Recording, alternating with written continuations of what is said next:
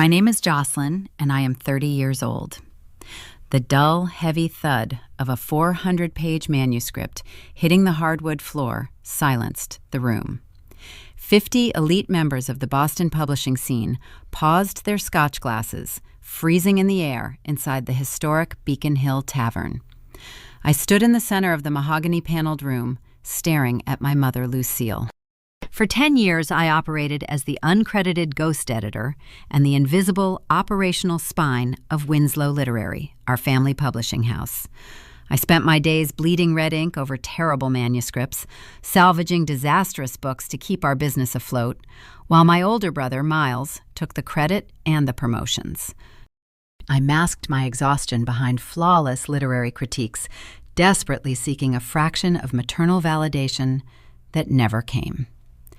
But tonight, as my mother publicly humiliated me to elevate her golden boy, I stopped shrinking. I pulled a signed contract from a rival New York conglomerate out of my purse, announced my $500,000 signing bonus, dropped his unedited pages onto the floor, and walked out. If your mother humiliated you in front of 50 colleagues to protect a son who could not write a coherent sentence, would you swallow your pride or detonate your career? Secret. Before we get into this, please take a moment to like and subscribe, but only if this story truly resonates with you, and drop your age, your location, and your local time in the comments.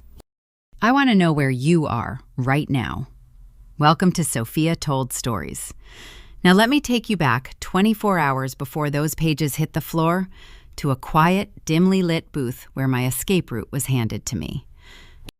The rain lashed against the windows of a quiet hotel bar near the Charles River.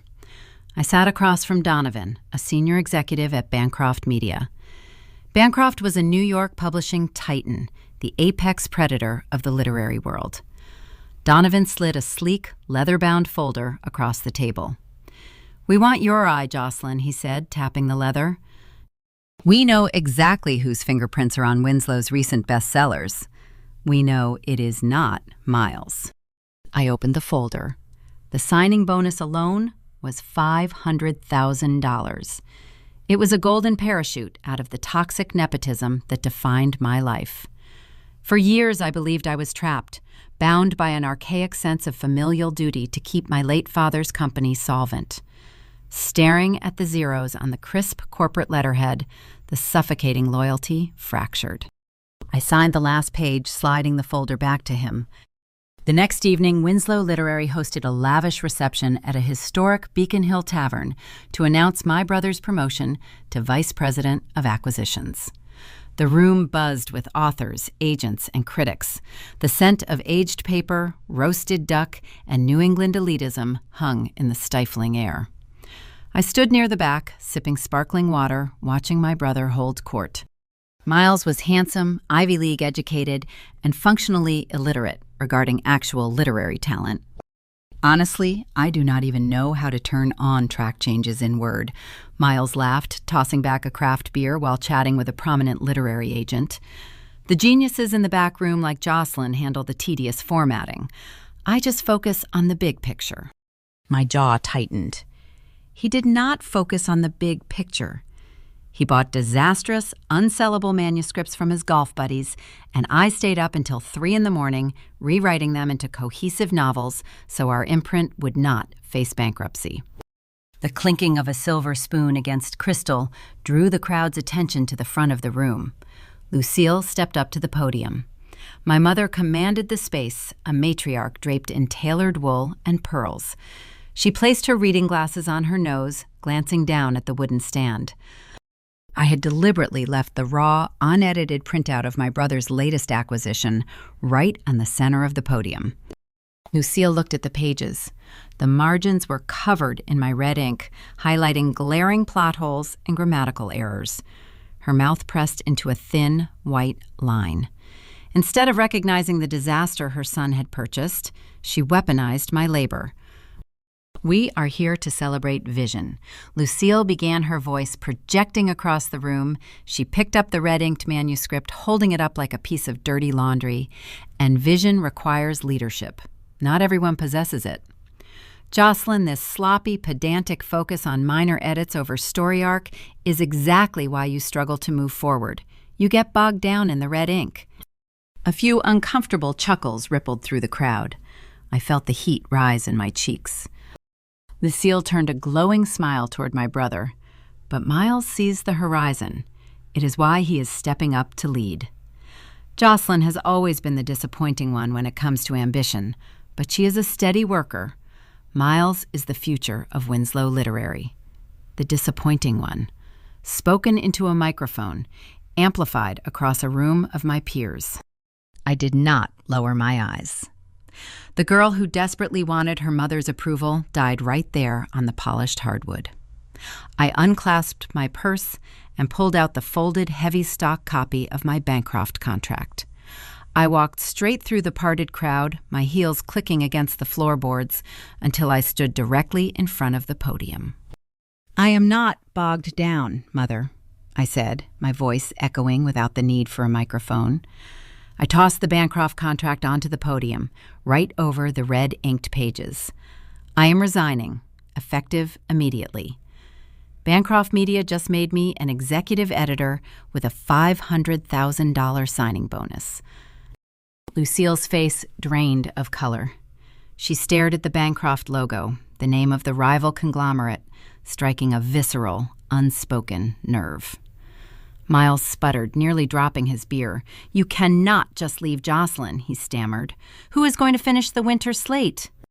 The unfiltered rage I had swallowed for a decade boiled over. I did not hand over a polite 2 weeks' notice. I reached under the podium, grabbing the heavy cardboard banker's box containing the rest of my brother's unedited pages. I dumped the box. The manuscript hit the floor with a heavy thud, pages sliding everywhere. The polite professional vanished.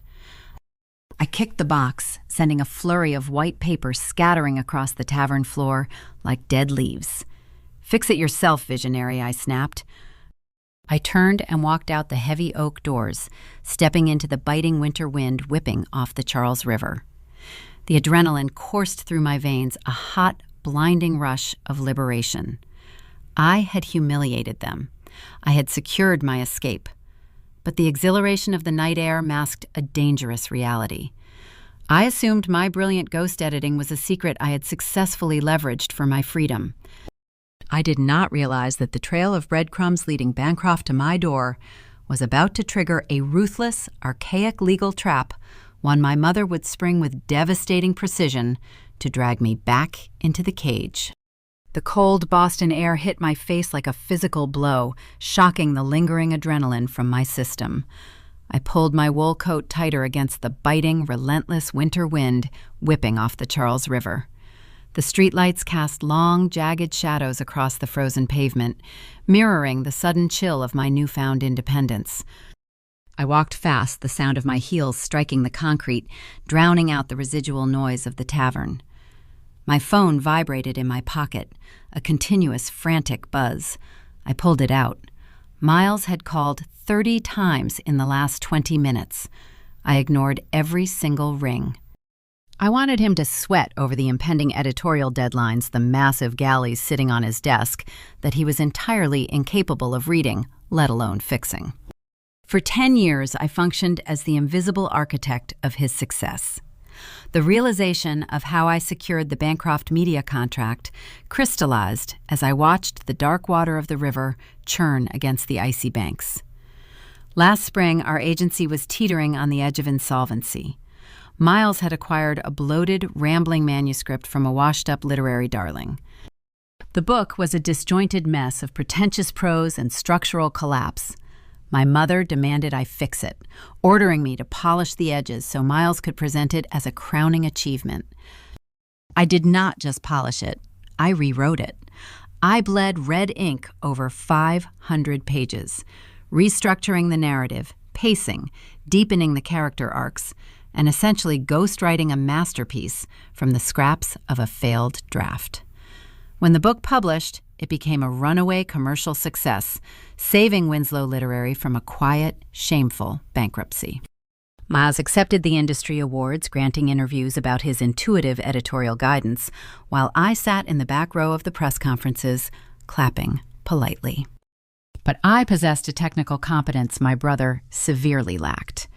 Miles bragged openly at parties that he did not understand how to use digital tracking software, dismissing it as clerical work beneath his visionary status.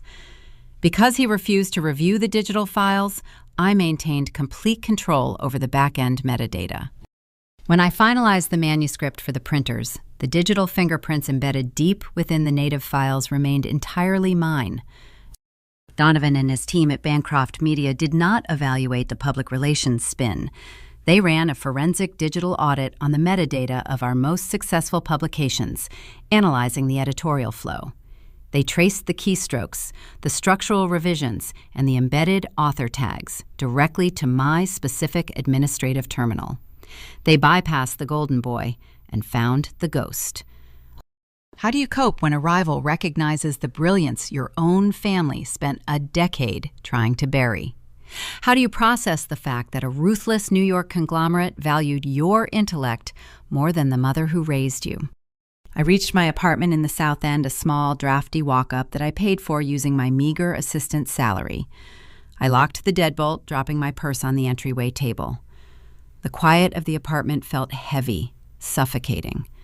The reality of my resignation, the absolute finality of dropping that box of pages, settled over me. I was unemployed, pending the start date of my new contract. The safety net of the family business was gone. I walked over to the small bookshelf in my living room. Lined up on the top shelf were hardbound copies of every book I had secretly salvaged for Winslow Literary. The gold-embossed spines reflected the dim light of the street lamp outside my window. I reached up and pulled down a copy of the bestseller that saved the company, the book that secured my Bancroft offer. I opened the cover, staring at the dedication page. It read, "To Miles Winslow, an editor of unmatched vision." The bitter clarity sliced through my chest, a sharp, agonizing realization of the time and energy I had sacrificed on the altar of my mother's favoritism. I had poured my soul into these pages, bleeding my own creative life force to keep an illusion alive. The clinical professional I projected in the tavern vanished. I sank onto the worn rug of my living room floor, clutching the heavy hardcover book. A raw, ragged sob tore from my throat. I grabbed the front and back covers of the book, gripping the binding with white-knuckled force. I pulled, pulling with a violent, desperate strength until the binding cracked and the glue snapped. I ripped the book in half, the heavy pages tearing and scattering across the rug. I sat on the floor weeping over the ruined book, mourning the years I wasted, fixing trash for people who viewed me as nothing more than a domestic appliance. I cried for the daughter who had tried so hard to be noticed, and the editor who had to leave her own family to be seen. But the tears eventually dried, leaving my face tight and my resolve hardened. The Bancroft contract was my ticket out. I assumed the $500,000 signing bonus and the prestigious executive title would insulate me from any familial retaliation. I thought I had executed a clean, surgical exit, dropping the mic and walking away. I underestimated the sheer, ruthless desperation of my mother. The next morning, I sat at my kitchen table, drinking black coffee, preparing to finalize my transition logistics. I opened my laptop, drafting a brief formal email to the Human Resources Department at Winslow Literary. I requested the processing of my remaining vacation pay and inadvertently detailed the exact date my new employment contract with Bancroft Media was scheduled to begin. It was a standard administrative communication, a final housekeeping task before closing the chapter. I hit send, assuming the HR director would process the request quietly. I did not realize I had just handed my mother the exact timeline she needed to launch a devastating legal strike. Lucille did not call me to beg for my return. She did not attempt to negotiate or apologize for the humiliation at the tavern. She realized her financial bridge, the invisible labor keeping her company solvent, had collapsed. Instead of addressing the failure of her golden son, she decided to weaponize the archaic academic legal circles of Cambridge, utilizing a draconian contract I had signed as a naive college intern. By noon, a courier would arrive at my apartment delivering a legal summons that would paralyze my career, freezing my new contract, and trapping me in a judicial vault from which there seemed to be no escape. The morning sun offered a weak, pale light through the frosted windows of my South End apartment. I sat at my small kitchen table, savoring the quiet. The email to HR was dispatched, marking the official termination of my decade-long servitude. I poured a second cup of coffee, feeling a cautious optimism take root in my chest. The $500,000 signing bonus from Bankruptcy Media represented more than just financial security. It was the physical manifestation of my independence, a validation of the intellect my family had spent years trying to suppress. My start date was exactly 3 weeks away. I planned to spend the interim resting, preparing to enter the apex predator environment of New York publishing with a clear mind. At 11 o'clock, a sharp, aggressive knock rattled my front door. I set down my coffee mug, assuming it was a package delivery. I opened the door. A man in a cheap, wrinkled suit stood in the hallway, holding a thick manila envelope. "Jocelyn Winslow?" he asked, his tone flat and bored. "Yes," I replied, frowning. He thrust the envelope into my hands. "You have been served." He turned and walked down the hallway before I could even register the words. I closed the door, leaning against the heavy wood, my heart beginning to hammer a frantic, uneven rhythm. I tore open the manila flap, sliding a dense stack of legal documents out into the dim light. The header on the first page was printed in bold, unforgiving black ink. In the Superior Court of Massachusetts, petition for emergency injunctive relief. I scanned the plaintiff line. Winslow Literary, LLC, represented by a prominent, aggressive law firm based in Cambridge. The academic legal circles of Cambridge operate with a cutthroat precision, treating intellectual property disputes as blood sport. Lucille did not file a simple non-compete violation. She knew a standard non-compete agreement signed by an intern a decade ago would be thrown out by any judge in Boston. She needed a weapon with teeth, a mechanism that would guarantee an immediate, devastating freeze on my career. She filed a vicious injunction claiming theft of trade secrets and breach of fiduciary duty. The allegations outlined in the petition were a masterclass in corporate character assassination. Lucille accused me of utilizing my administrative access to download Winslow Literary's proprietary author databases, upcoming acquisition slates, and confidential editorial methodologies. The document claimed I used these stolen trade secrets as leverage to secure the executive position and the massive signing bonus from Bankruptcy Media. She argued that allowing me to begin my new contract would result in catastrophic, irreparable financial harm to our family business. The email I sent to HR outlining my transition timeline had provided her with the exact coordinates she needed to launch the strike. She knew exactly when my Bancroft contract initiated, giving her the window to file the emergency injunction before I could secure the legal protection of my new employer. The judge reviewing the petition, citing the severe nature of corporate espionage and the risk of immediate financial damage, granted the emergency injunction. The legal mandate was absolute. I was officially barred from beginning my employment at Bankruptcy Media. I was prohibited from accessing or communicating with any publishing entity regarding editorial work. The $500,000 signing bonus was frozen, locked in a judicial vault pending a full evidentiary hearing. What is your next move when your mother legally blocks you from starting the job that would set you free? How do you fight a monster when the justice system hands her the cage and locks the door from the outside? The suffocating panic seized my lungs. The air in my apartment felt too thin. I dropped the legal documents onto the kitchen counter, staring blindly at the coffee mug resting near the edge. Lucille was not trying to bring me back to the company. She was trying to destroy my credibility in the industry, ensuring no rival publisher would ever touch me. She was sacrificing her own daughter's career to protect the fragile illusion of her golden son's competence. I gripped the handle of my ceramic coffee mug.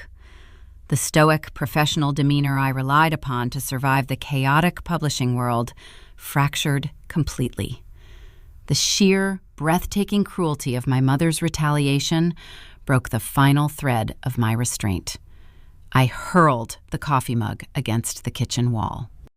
The ceramics shattered with a violent, explosive crack, sending dark liquid and jagged shards spraying across the white paint and the linoleum floor. I did not care about the mess. I let out a raw, guttural scream that tore at the lining of my throat, a sound of pure, unadulterated terror and rage. I screamed until my voice cracked, until my vocal cords burned, echoing loudly in the empty apartment. I was unemployed. I was legally paralyzed. The brilliant escape plan I had executed at the tavern was completely derailed by a mother who viewed my independence as an act of corporate treason. I sank onto a kitchen chair, resting my head in my hands, pulling in deep, shaky breaths. The panic slowly receded, leaving behind a cold, hardened layer of survival instinct. I needed a lawyer. I needed a top-tier corporate litigator to fight the injunction and clear my name. But litigators in Boston require massive retainers, and my assets were effectively frozen. I could not rely on Bancroft Media to fight this battle for me. A conglomerate operates on risk mitigation. If I became too legally radioactive, they would simply rescind the offer and find another editor. I had to prove the allegations were entirely fabricated before Bancroft lost patience. To dismantle the injunction, I needed undeniable proof that the proprietary information Lucille accused me of stealing was worthless. I needed to expose the absolute incompetence of the acquisitions department managed by my brother. If I could prove Miles was incapable of securing viable manuscripts without my ghost editing, the claim that I stole valuable trade secrets would collapse under judicial scrutiny. I needed access to the Winslow Literary servers. I needed to dig into the digital archives and extract the raw, unedited files of my brother's recent acquisitions. I assumed the investigation would yield a simple trail of bad investments and terrible writing. I intended to build a defense based on his professional ineptitude. But logging into the company cloud server using a hidden administrative backdoor I maintained from my intern days would not uncover a simple case of bad editing. The digital excavation I was about to execute would reveal a horrifying betrayal, so profound it shifted the conflict from civil litigation directly into the realm of federal intellectual property theft, forcing me to realize that Miles had not just stolen my credit, he had actively stolen my art. The shattered ceramic mug lay on the kitchen floor, a stark physical reminder of my vanishing composure. The injunction had effectively trapped me in a legal stasis, stripping away my professional identity and freezing the financial lifeline I had secured from Bancroft Media. If I wanted to survive Lucille's corporate retaliation, I could not rely on defensive posturing. I needed to shift onto the offensive. I needed to prove that the trade secrets my mother accused me of stealing were fundamentally worthless, demonstrating that the true value of Winslow Literary rested entirely on my invisible labor. I grabbed my laptop, my heavy wool coat, and left the apartment. The walls were closing in, and I needed a neutral environment to execute my investigation. I walked to the Boston Public Library in Copley Square. The library is a sanctuary of quiet, obsessive research, a massive historic building where academics and students huddle over glowing screens, surrounded by the heavy scent of old paper and polished wood. It is a place designed for deep focus, insulated from the aggressive corporate warfare raging in the legal offices just blocks away. I found a secluded desk in the Bates Hall reading room, the green banker's lamps casting a soft light across the long oak tables. I opened my laptop and connected to the secure public network. During my tenure at Winslow Literary, I managed the entire back-end operational database. When I resigned, I officially surrendered my administrative credentials. However, years ago, when I first implemented the digital archiving system, I created a secondary, hidden administrative backdoor, a fail-safe protocol designed to bypass server lockouts during system updates. It was a minor technical redundancy that my technologically illiterate brother never knew existed. I utilized the backdoor logging directly into the active company cloud server. I bypassed the standard editorial files, diving straight into Miles's personal acquisition folder. I intended to download the raw, unedited manuscripts he had purchased over the past year. I wanted to build a dossier proving his acquisitions were unpublishable disasters without my heavy ghost editing. This evidence would dismantle Lucille's claim that I stole valuable proprietary data, exposing the reality that the only valuable asset leaving the company was my intellect. But as I scrolled through his primary directory, a specific file name caught my eye. The folder was labeled Project Citadel Option Agreement. My heart skipped a beat. Project Citadel was not a title associated with any author currently signed to Winslow Literary. It was a title I knew intimately. It was the working title of my own original high fantasy manuscript. It was a massive, sprawling passion project I had been secretly writing during my scarce free time, pouring my own grief and isolation into a deeply personal narrative. I had never shown the manuscript to anyone, keeping the native files securely stored on a partitioned drive within the company network. I clicked the folder, opening the directory. My hands began to shake slightly as the contents populated the screen. The folder contained a series of email exchanges between Miles and the acquisitions director for a major Hollywood film studio. I opened the primary correspondence. The text burned itself into my vision. Miles had submitted my manuscript to the studio, presenting the sprawling narrative as his own original debut novel. The emails detailed his supposed creative process, his inspiration for the characters, and his vision for a massive franchise adaptation. He had not just stolen my credit as an editor, he had actively, blatantly plagiarized my life's work, claiming authorship of the art I bled to create. The final email in the chain confirmed the devastating reality of his theft. The studio executives were enthralled by the manuscript. They offered him a 7-figure option agreement to secure the film and television rights. Miles had accepted the offer, scheduling a formal pitch meeting in Boston to finalize the acquisition. When you realize your brother stole your life's work to sell to Hollywood, do you call a lawyer or do you set a trap? Do you demand immediate credit or do you let the plagiarist walk blindly onto a stage where his exposure will be catastrophic and absolute? I closed the laptop in the quiet hum of the reading room, suddenly feeling entirely disconnected from the violent internal storm raging in my chest. The theft of my editorial labor was painful, but it was a corporate casualty. The theft of my art, the theft of a story born from my own private pain, was a profound violation of my soul. I packed my bag and walked out of the library, stepping into the cold, gray afternoon. The gritty determination that had fueled my investigation fractured under the crushing weight of the betrayal. I did not walk home. I wandered aimlessly until I found a small bakery near the Boston Common. I bought an entire box of assorted pastries, retreating to an isolated park bench. I sat on the freezing wood, the winter wind biting through my coat, and stress ate the pastries in a pathetic, manic haze. The sugar did nothing to numb the pain. I sobbed quietly, brushing flaky crust from my lap, mourning the absolute moral bankruptcy of my family. My brother was a thief, and my mother was his primary enforcer. They viewed my talent as a natural resource, existing solely for their extraction. The tears eventually dried, leaving my face tight and chapped from the cold. The pathetic display of self-pity burned out, replaced by a sharp, lethal clarity. I did not need an employment lawyer to fight the non-compete injunction. I needed a ruthless copyright litigator.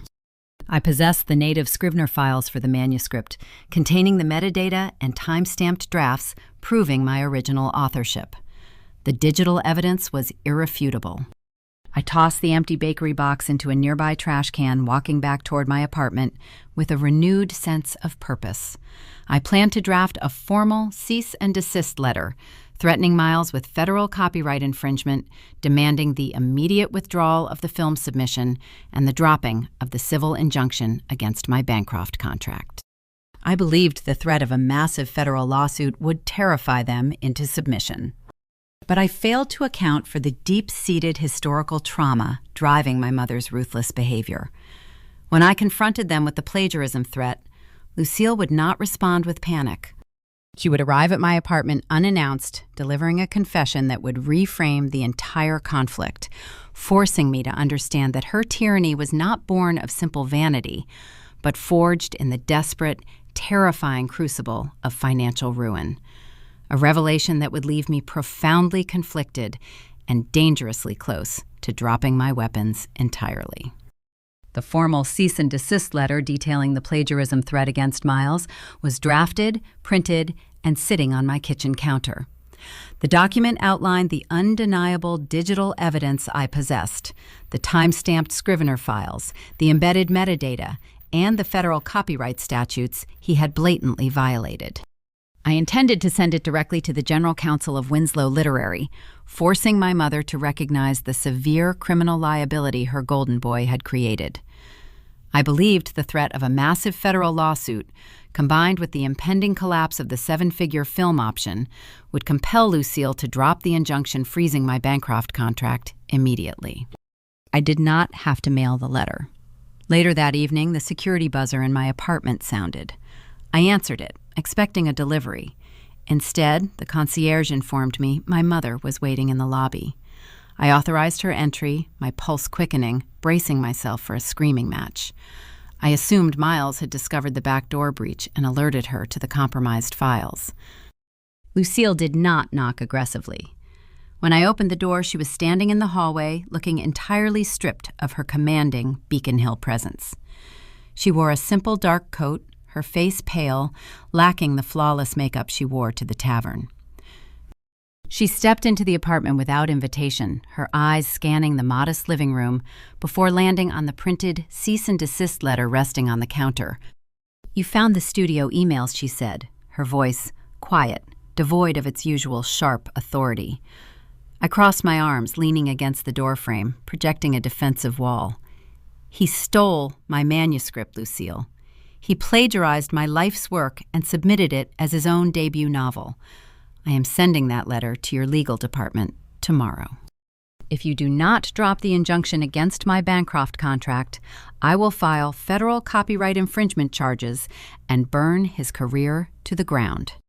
I expected her to launch into a fierce defense of Miles, claiming he had simply polished my ideas or dismissing my talent entirely. Instead, Lucille closed her eyes, a single tear escaping and tracking down her cheek. She reached out, gripping the back of a kitchen chair to steady herself. "Do not go to Bancroft Media." "Jocelyn," she wept, her voice breaking with a raw, panicked vulnerability I had never heard before. "Please go to any other publisher in New York. I will lift the injunction. I will transfer the copyright of the manuscript back to you. I will give you whatever you want, but you cannot go to Bancroft." I frowned, the clinical certainty of my attack faltering. "What are you talking about? Why do you care where I go if I leave the company?" "Because they tried to destroy us," Lucille cried, sinking heavily onto the wooden chair, her shoulders shaking. "Because they are the reason your father died with a broken heart." The revelation hit me with a confusing, disorienting force. Bancroft Media was a publishing titan, a conglomerate known for aggressive acquisitions.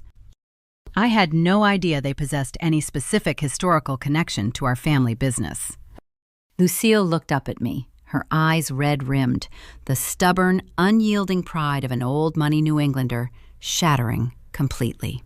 "In 1998, when your father got sick, Winslow Literary was bleeding cash."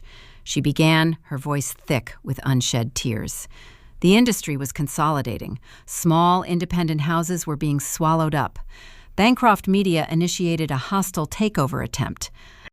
They flooded the market, predatory pricing, undercutting our distributors intentionally, trying to drive us into bankruptcy so they could buy our catalog for pennies on the dollar.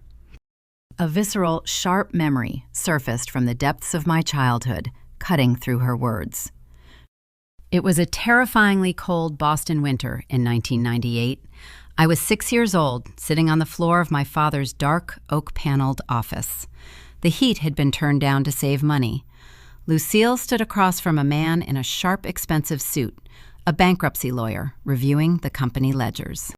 I watched my mother with trembling hands slide her diamond wedding ring off her finger and place it on the mahogany desk.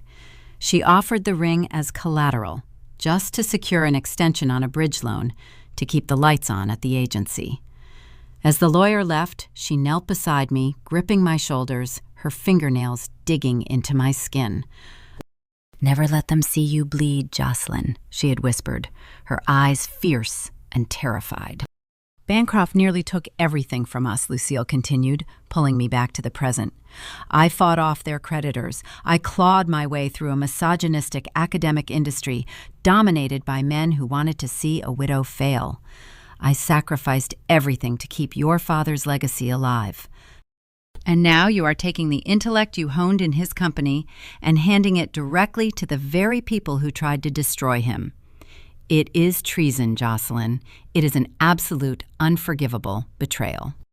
The profound agony of her confession completely reframed the conflict. Lucille was not a cartoon villain obsessed with vanity. She was a deeply traumatized survivor operating on pure survival instinct. She viewed my defection to Bancroft not just as a loss of cheap editorial labor, but as a personal attack, aligning with the enemy who had caused her deepest historical trauma.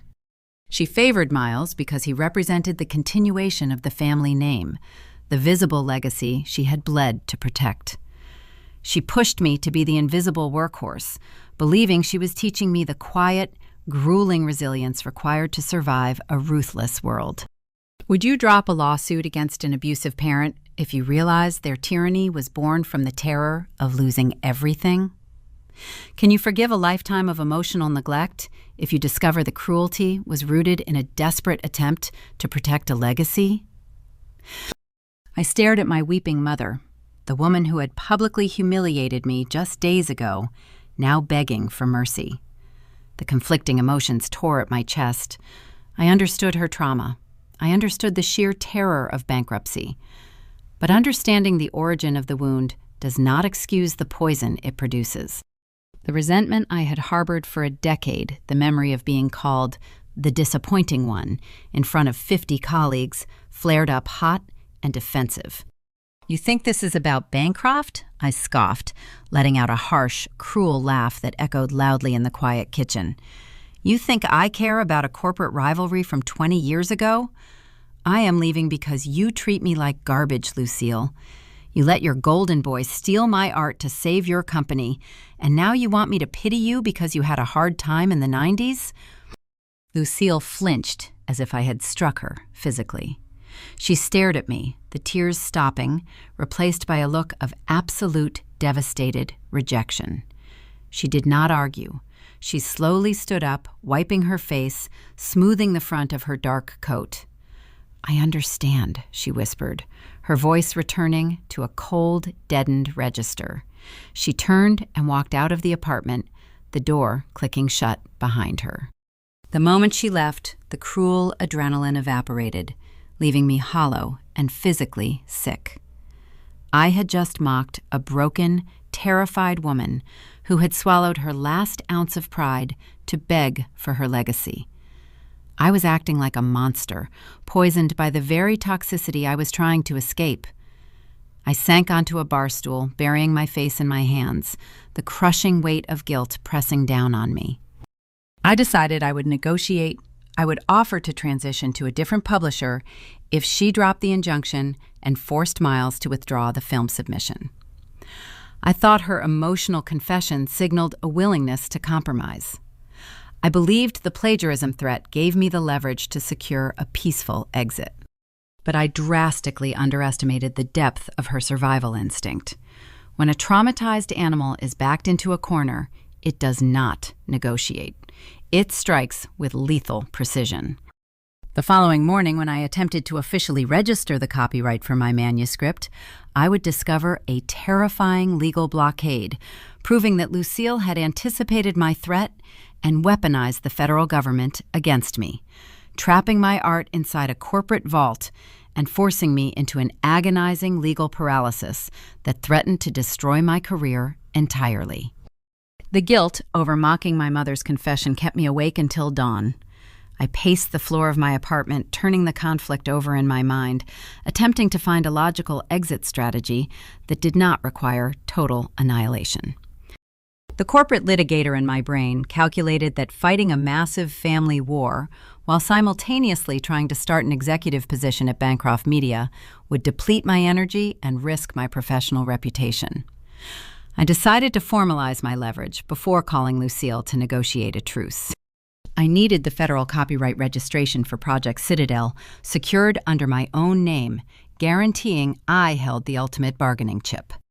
I booted up my laptop, navigating the sluggish, archaic portal of the United States Copyright Office.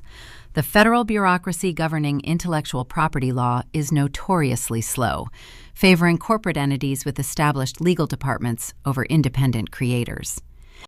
Understanding the urgency, I paid the exorbitant fee for an expedited special handling request, processing the digital application and attaching the time-stamped native Scrivener files as proof of original authorship. I expected the automated system to generate a pending application number within the hour. Instead, the screen refreshed, displaying a stark red banner across the top of the interface. Application rejected. Conflict with existing registration. I frowned, leaning closer to the monitor. The federal system flagged my submission, indicating that a finalized copyright registration for a manuscript matching the exact title and text volume of Project Citadel already existed in the database. I clicked the link to view the conflicting public record. The digital certificate materialized on the screen. The author listed on the registration was not Miles. The author was listed as Winslow Literary, LLC. The document categorized the manuscript as a work made for hire, legally defining the novel as a corporate asset produced by an employee during the standard course of business.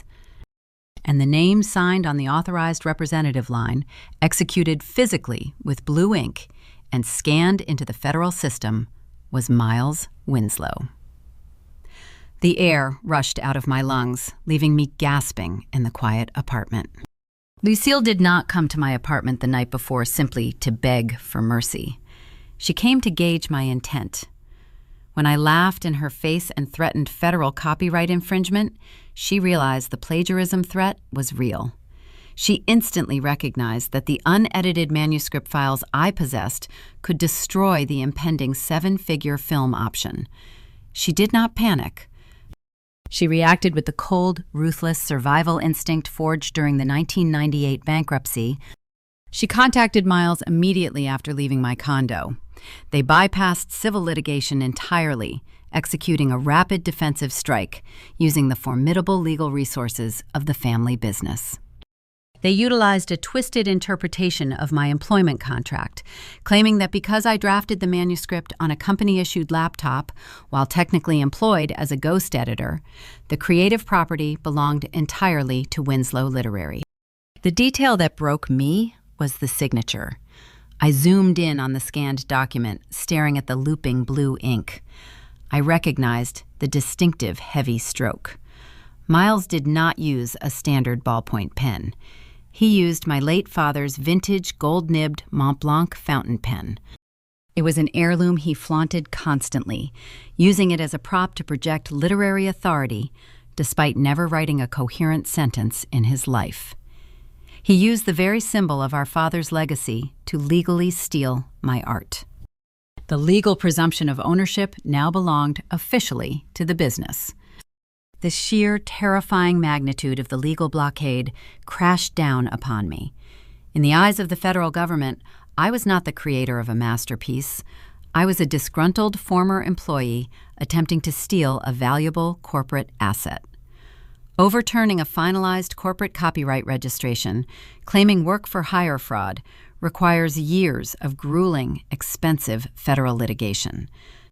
It demands expert testimonies, digital forensic audits, and massive legal retainers I could not afford because the Injunction had frozen my Bancroft signing bonus. I was completely trapped.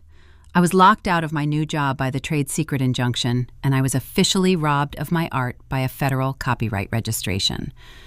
My mother and brother had built a judicial cage around my entire existence. How do you prove you wrote a masterpiece when the federal government officially recognizes your abuser as the author? How do you fight a machine that values corporate paperwork over raw, authentic talent? I slammed my laptop shut, grabbing my keys and coat, desperate to escape the suffocating walls of my apartment. I took the elevator down to the underground parking garage, climbing into the driver's seat of my car. I did not turn the key in the ignition.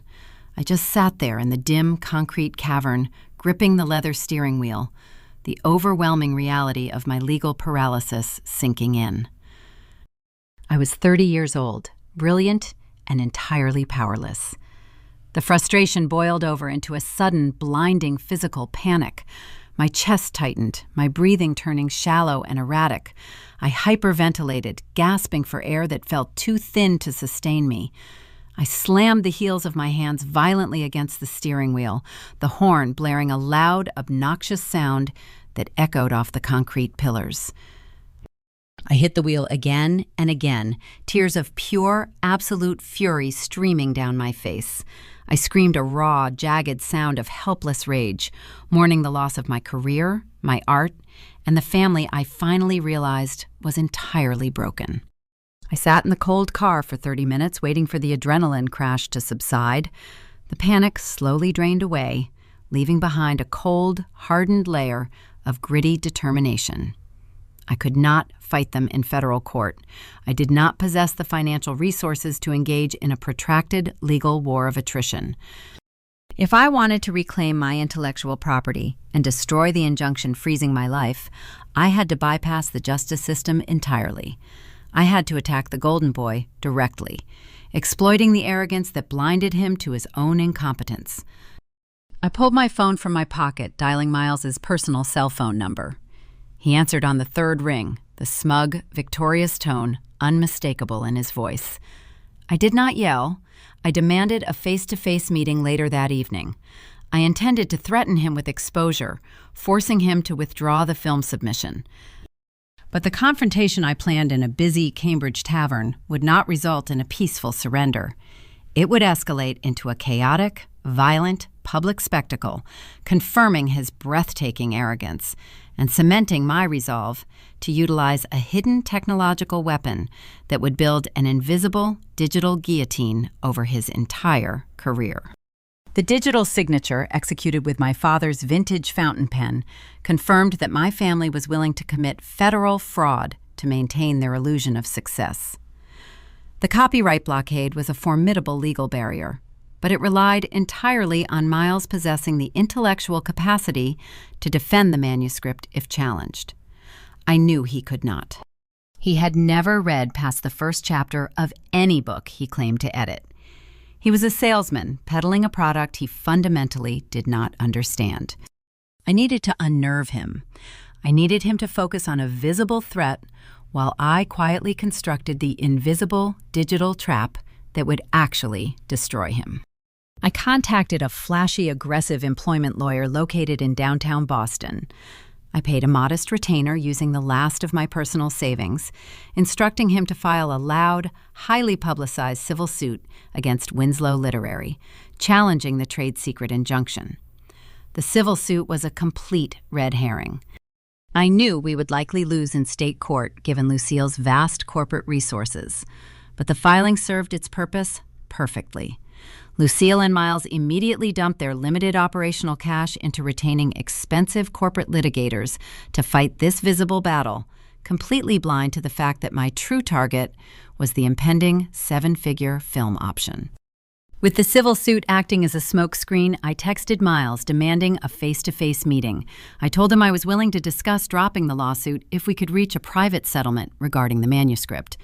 The promise of a rapid, unpublicized surrender was bait he could not resist. He chose the location, selecting an upscale, dimly lit tavern tucked into a side street in Harvard Square. It was his preferred environment, a space crowded with arrogant academics and aspiring novelists debating literature over expensive craft beer.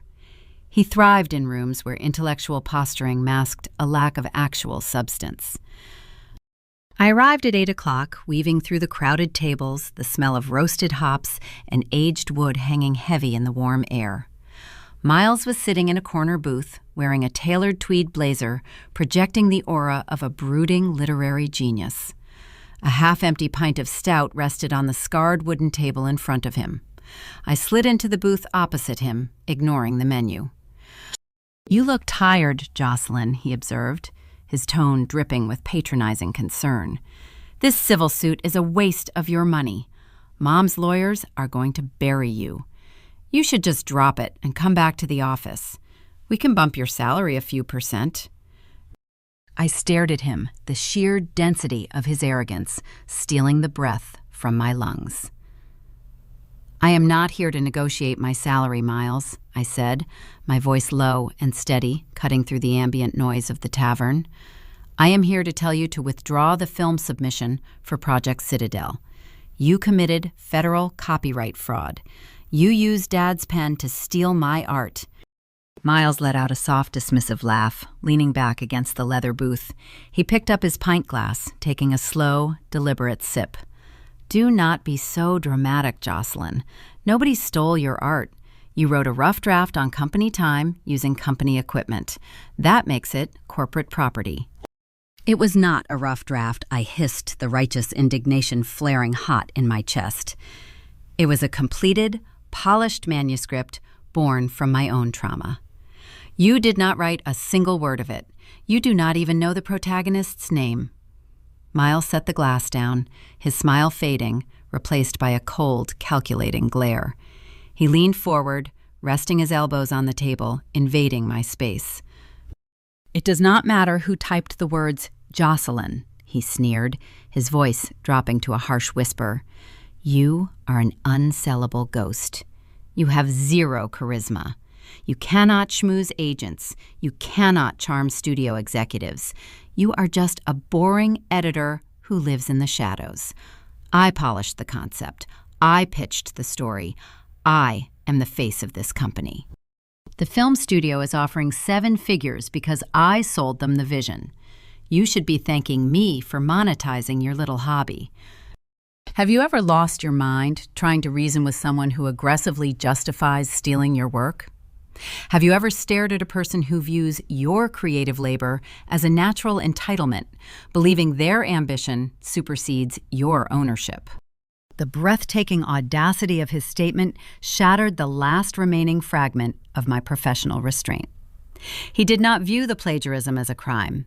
He viewed it as a necessary corporate extraction, a right granted to him by his position as the golden son. He genuinely believed my talent existed solely to furnish his reputation. The anger I had carefully managed for years, the humiliation at the promotion party, the terror of the injunction, the grief over my stolen art, boiled over into a sudden, violent, physical reaction. I did not deliver a cool cinematic retort. I snapped. I reached across the table, grabbing his heavy glass pint of stout. I did not throw the liquid in his face. I swung my arm in a fast, violent arc, hurling the thick glass directly at the exposed brick wall next to his head. The pint glass shattered with a deafening, explosive crack, sending dark beer and jagged shards spraying across the brick and raining down onto the leather booth. Miles shouted a string of curses, jumping back from the table, throwing his arms up to shield his face from the flying glass. The entire tavern went dead silent. The academic debates ceased instantly, replaced by the shocked stares of dozens of patrons turning to watch the spectacle. "You want to be the face of the company?" I screamed, my voice raw and echoing in the sudden quiet of the room. "Then you better learn how to read the fine print, visionary. because when the studio realizes you are a fraud, I am going to make sure your face is plastered across every publishing blacklist in the country. I grabbed my coat and marched out of the tavern, the heavy wooden doors swinging shut behind me, isolating me from the chaotic public disturbance I had just caused. I marched down the cobblestone streets of Harvard Square, the freezing winter air cooling the hot flush of adrenaline burning my cheeks. I had lost my temper, confirming every unhinged stereotype my mother used to justify her control over me. I handed Miles a public display of aggression he could easily weaponize in court. But the confrontation cemented my resolve. He was incapable of feeling guilt. He would never voluntarily withdraw the submission. I could not rely on threats or civil litigation to reclaim my property. I had to bypass the legal system entirely. I had to pivot my strategy, relying on the deep technological competence he so casually dismissed. I needed to access the native files he sent to the film studio, executing a digital ambush that would trigger a massive corporate clearance failure. But the mechanism I intended to deploy required me to manipulate the back-end metadata of my own manuscript, embedding invisible watermarks that would essentially build a digital guillotine directly over the impending seven-figure Hollywood deal. The frigid walk back from Harvard Square to my apartment purged the remaining adrenaline from my system, leaving a cold, rigid clarity in its wake. The shattered pint glass was a satisfying, albeit reckless, release of pressure, but it was terrible strategy. I needed to convince Miles that my violent outburst was the final, desperate thrashing of a defeated woman. I needed him to believe I had exhausted my options and was ready to surrender the intellectual property he had stolen. I arrived at my apartment, stripping off my winter coat, tossing it onto a chair. My small, drafty Boston apartment, located in an aging building in the South End, smelled faintly of old radiator heat and bitter coffee. It was my sanctuary, a space far removed from the mahogany-paneled offices of Winslow Literary. I walked into my makeshift home office, the glow of my dual monitors cutting through the darkness. I opened my email, drafting a message to Miles. I adopted a tone of weary resignation, citing the mounting legal bills from my flashy civil attorney. I offered a fake concession.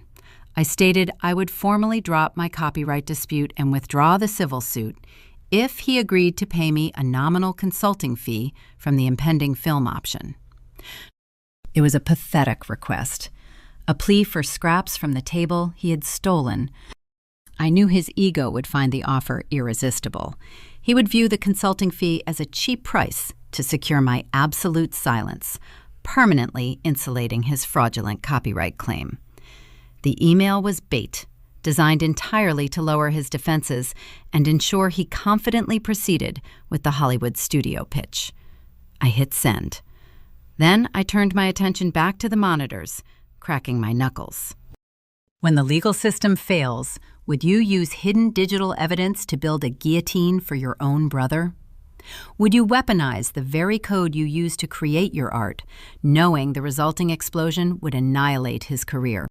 Miles believed he had successfully stolen Project Citadel because he possessed the exported PDF file and the fraudulent corporate copyright registration. He assumed authorship was determined by who filed the paperwork first. He failed to understand the complex digital architecture of modern publishing. I did not draft my manuscript in a simple word processor.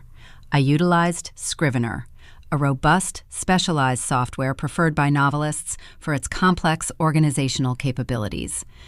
As a ghost editor, acutely aware of the predatory nature of my family's business, I had developed a deep, paranoid habit of securing my own creative output. I did not need to hack into the company's server to alter the files after he submitted them to the film studio. The trap was already set, integrated directly into the foundation of the manuscript during the drafting process months ago. I utilized a technique known as steganography, the practice of concealing a file message image or video within another file. Buried deep within the native Scrivener files of Project Citadel, hidden within the specific formatting code and the underlying metadata tags, were encrypted digital watermarks. These watermarks contained irrefutable time-stamped data logging my personal IP address, my specific user credentials, and fragments of my own personal diary entries, embedded directly into the foundational code of the text. The digital fingerprints were completely invisible on the exported PDF Miles had submitted to the studio executives. He could read the manuscript 100 times and never see the trap. But a major Hollywood film studio preparing to invest 7 figures into a new intellectual property acquisition does not rely on a simple PDF to secure chain of title. Before a major studio finalizes a purchase, their legal department executes a rigorous, standard intellectual property clearance protocol. They employ digital forensic teams to audit the native source files, ensuring the author possesses absolute, uncontested rights to the material, shielding the studio from future plagiarism lawsuits. I sat back in my ergonomic chair, staring at the lines of code on my screen, a grim satisfaction settling over my exhausted mind. The moment the studio requested the native Scrivener files to finalize the clearance, Miles, eager to secure his check, would hand them over without hesitation. He would blindly deliver the digital guillotine directly to the executioner. The trap was primed, waiting silently in the cloud server. But the waiting game demanded a brutal psychological endurance. I spent the next 3 days barricaded in my apartment, subsisting on bitter black coffee and stale takeout food, obsessively reviewing entertainment law textbooks to ensure my steganography strategy was bulletproof. The isolation and the manic focus began to fray my nerves. My apartment was a mess, stacks of legal documents and empty coffee cups covering every available surface. On Thursday evening, my phone buzzed. It was a call from Sarah, a close friend from college who worked as a freelance graphic designer. She had been checking in on me sporadically, aware of the tension with my family, but ignorant to the severe legal warfare currently raging. I picked up the phone, putting it on speaker, while I scrolled through a dense paragraph regarding federal copyright jurisdiction. "Hey, Jocelyn," Sarah said, her voice bright and cheerful, a stark contrast to my grim reality. "I know things have been crazy with your mom, but I am grabbing drinks with a few people in Back Bay tonight. You should come out. You sound like you need a break from that apartment." I stared at the monitor, the complex legal text blurring before my eyes. "I do not have time for drinks, Sarah," I muttered, my tone clipped and dismissive. "I am dealing with a massive corporate lawsuit. I cannot just go grab a martini." "I know it is stressful," Sarah replied, her tone softening, offering genuine support. "But you cannot fight them 24/7. You are going to burn out. Just come out for an hour. Let me buy you a drink." The gentle, rational advice enraged me. I was operating in a high-stakes survival mode, viewing every distraction as a fatal vulnerability. I projected the toxic hostility of my family onto the only person trying to offer me a lifeline. "You do not understand anything about what I am dealing with," I snapped, the exhaustion fueling a sudden, vicious resentment. "I am not stressed about a minor disagreement, Sarah. My brother stole my life's work, and my mother is trying to bankrupt me. I am building a federal case. I do not need a break. I need you to stop treating this like a bad day at the office and leave me alone." The silence on the other end of the line was heavy and deeply uncomfortable. "Wow," Sarah finally whispered, her voice tight with hurt. "Okay, Jocelyn. Good luck with your case." She hung up. The sharp click of the disconnected line echoed loudly in the quiet apartment. I dropped my face into my hands, running my fingers through my unwashed hair. The crushing guilt washed over me. I had just verbally attacked a supportive friend, isolating myself from the few people who actually cared about my well-being. The war was turning me into a paranoid, isolated predator, mirroring the very toxicity I despised in my mother. I was entirely alone, but the isolation clarified the mission.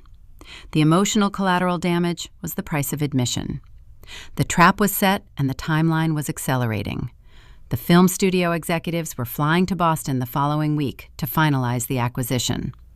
Miles was preparing to pitch my stolen trauma as his own creative genius.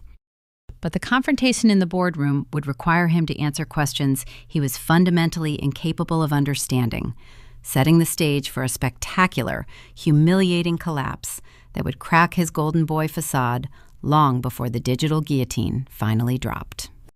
The severed connection with Sarah left a bitter, ringing silence in my apartment. I had successfully insulated myself from every emotional distraction, burning bridges to ensure my absolute focus. The final week of waiting was a masterclass in psychological endurance. I monitored the digital activity on the Winslow Literary cloud servers, tracking the frantic last-minute preparations as Miles and Lucille prepared for the arrival of the Hollywood studio executives. The executives, a team of aggressive, sharp-suited acquisitions directors and entertainment lawyers, were flying into Boston on Tuesday. The pitch meeting was scheduled in a rented luxury boardroom overlooking Boston Harbor, an environment designed to project success and secure multi-million-dollar deals. The air in those rooms is thin, filled with high-stakes posturing, where a single hesitation can kill a seven-figure option. I knew Miles was relying entirely on his Ivy League charm and his handsome, tailored appearance to carry the meeting. He assumed the manuscript, a sweeping high fantasy epic rooted in deep psychological trauma, spoke for itself. He failed to comprehend that selling a franchise requires the author to possess an intimate, granular understanding of the world building. I needed to expose his ignorance before the legal clearance protocols even began. I needed the executives to question his authenticity, ensuring they would scrutinize the native files with ruthless precision. I utilized my secure, encrypted network connection to draft an email. I posed as an anonymous beta reader, an early reviewer who had supposedly received an advanced copy of the manuscript. I sent the message directly to the lead studio executive. I did not accuse Miles of plagiarism. I simply posed a series of highly intricate, specific fan questions regarding the underlying magic system, the geopolitical history of the fictional world, and the deeply buried psychological motivations of the female protagonist. The questions were bait, designed to prompt the executives to test his depth of knowledge during the pitch. Tuesday morning arrived with a clear, bright sky, the sun glinting off the icy surface of Boston Harbor. I was trapped in my drafty apartment, physically isolated from the battlefield. The digital monitoring software on my laptop indicated the boardroom presentation had commenced at 10 o'clock. How do you endure the waiting game when your enemy is currently trying to sell your stolen masterpiece? How do you maintain your sanity, pacing the floor of a small apartment, knowing your brother is sitting in a glass-walled boardroom, actively monetizing your pain? I paced the length of my living room, my steps wearing a path into the old rug. I gnawed on my thumbnails, a nervous habit I thought I had broken in college. The anxiety was a physical weight pressing down on my chest. What if his charm was enough? What if the studio executives were blinded by the promise of a commercial hit and ignored his lack of depth? What if they waived the standard clearance protocols to secure a rapid acquisition, rushing the paperwork to bypass any potential rival bids? I bit down hard on my thumb, tearing the skin near the cuticle. A sharp sting flared, a drop of blood welling up and smearing across my finger. I stared at the blood, my breathing shallow and erratic. I was terrified. The brilliant, confident trap I had set felt suddenly fragile, vulnerable to the unpredictable whims of Hollywood greed. While I paced my apartment bleeding onto my own hands, the pitch meeting overlooking the harbor was rapidly deteriorating into a slow, agonizing train wreck. I would later read the detailed notes from the studio's legal team, confirming exactly how the meeting collapsed. Miles stood at the head of the polished mahogany table, wearing his tailored tweed blazer, projecting his curated literary genius persona. He delivered his prepared opening remarks, boasting about his creative process. He leaned forward, looking the lead executive in the eye, claiming a deep emotional connection to the female protagonist's trauma. He described the character's profound sense of isolation and betrayal, presenting it as a brilliant stroke of empathetic writing. The dramatic irony hovering in that boardroom was thick enough to choke on. The executives nodded, impressed by his performance. They had no idea that the deep emotional connection he was so arrogantly claiming was plagiarized, word for word, from my own locked personal diary entries written during the darkest years of my mother's emotional abuse. He was literally selling my trauma as his own fiction. But the performance began to crack when the lead executive, prompted by my anonymous email, shifted the conversation away from the emotional themes and began probing the mechanics of the world building. The executive asked a specific question regarding the historical lineage of the magical ruling class, a complex hierarchy I had spent months developing. Miles froze. His confident smile faltered. He attempted to spin a vague, generalized answer, utilizing buzzwords about thematic resonance and character-driven narrative. The executives exchanged a subtle, swift glance. They pushed harder, asking for clarification on the geographical boundaries described in the second act. Miles stumbled, his face flushing a dull red under the harsh boardroom lighting. He stammered, attempting to deflect the question by claiming the lore was intentionally ambiguous, leaving room for cinematic interpretation. He was drowning. Without his ghost editor sitting next to him, feeding him the answers, writing his notes, and salvaging his disastrous ideas, he was completely exposed. The Golden Boy, the visionary vice president of acquisitions, was revealed as an incompetent, empty suit. The lead executive, a veteran of the entertainment industry, recognized the stench of a fraud. The enthusiasm evaporated from the room, replaced by a cold, aggressive skepticism.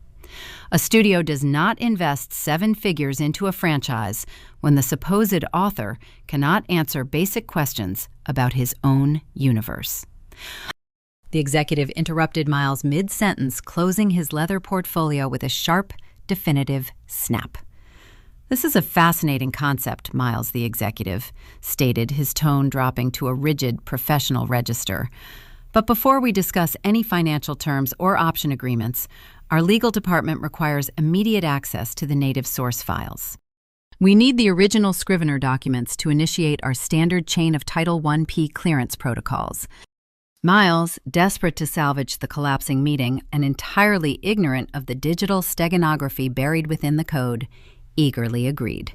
He promised to transfer the files by the end of the day. He assumed handing over the files was a standard administrative formality.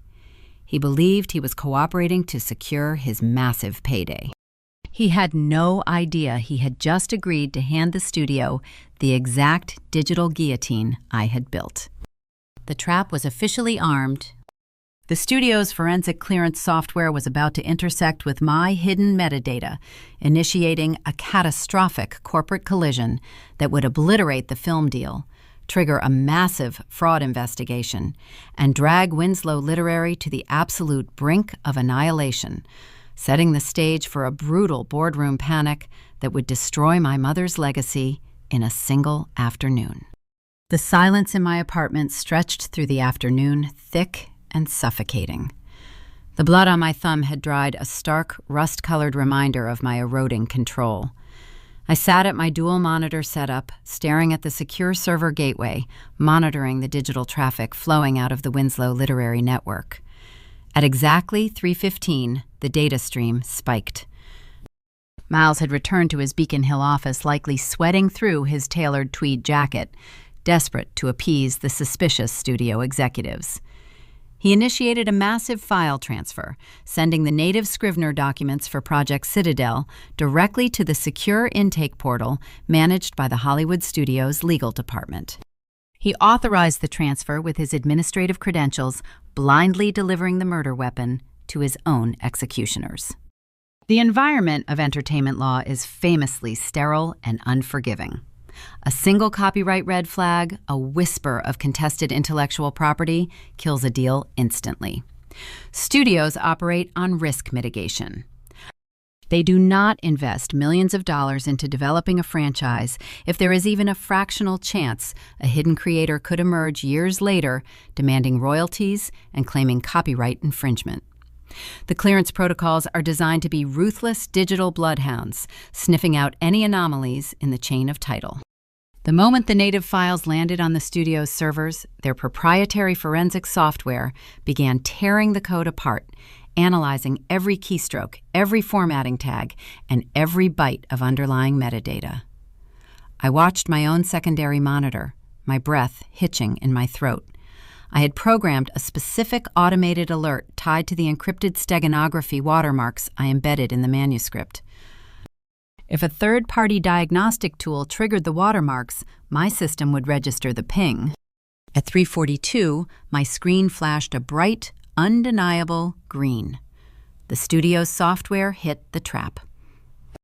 The invisible watermarks detonated within their legal department, the digital fingerprints clearly displaying my personal IP address, my specific user credentials, and the time-stamped fragments of my private diary entries flooded their system.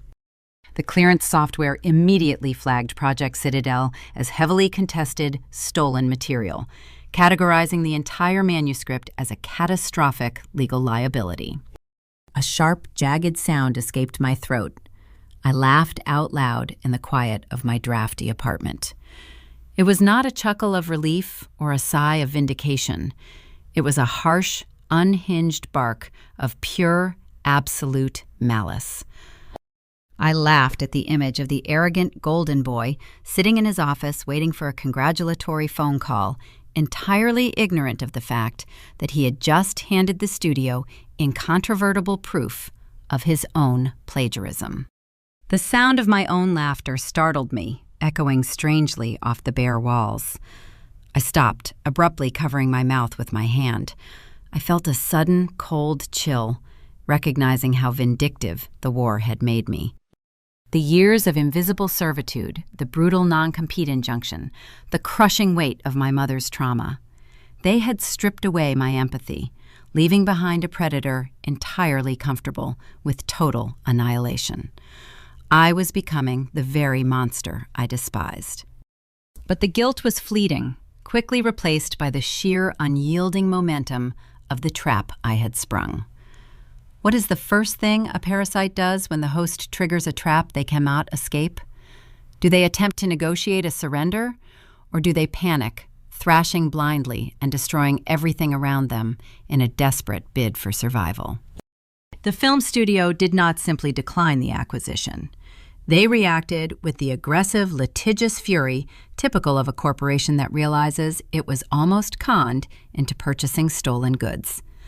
The lead executive, furious at the blatant deception and the wasted time, instructed their general counsel to launch an immediate retaliatory strike. They did not call Miles to ask for clarification.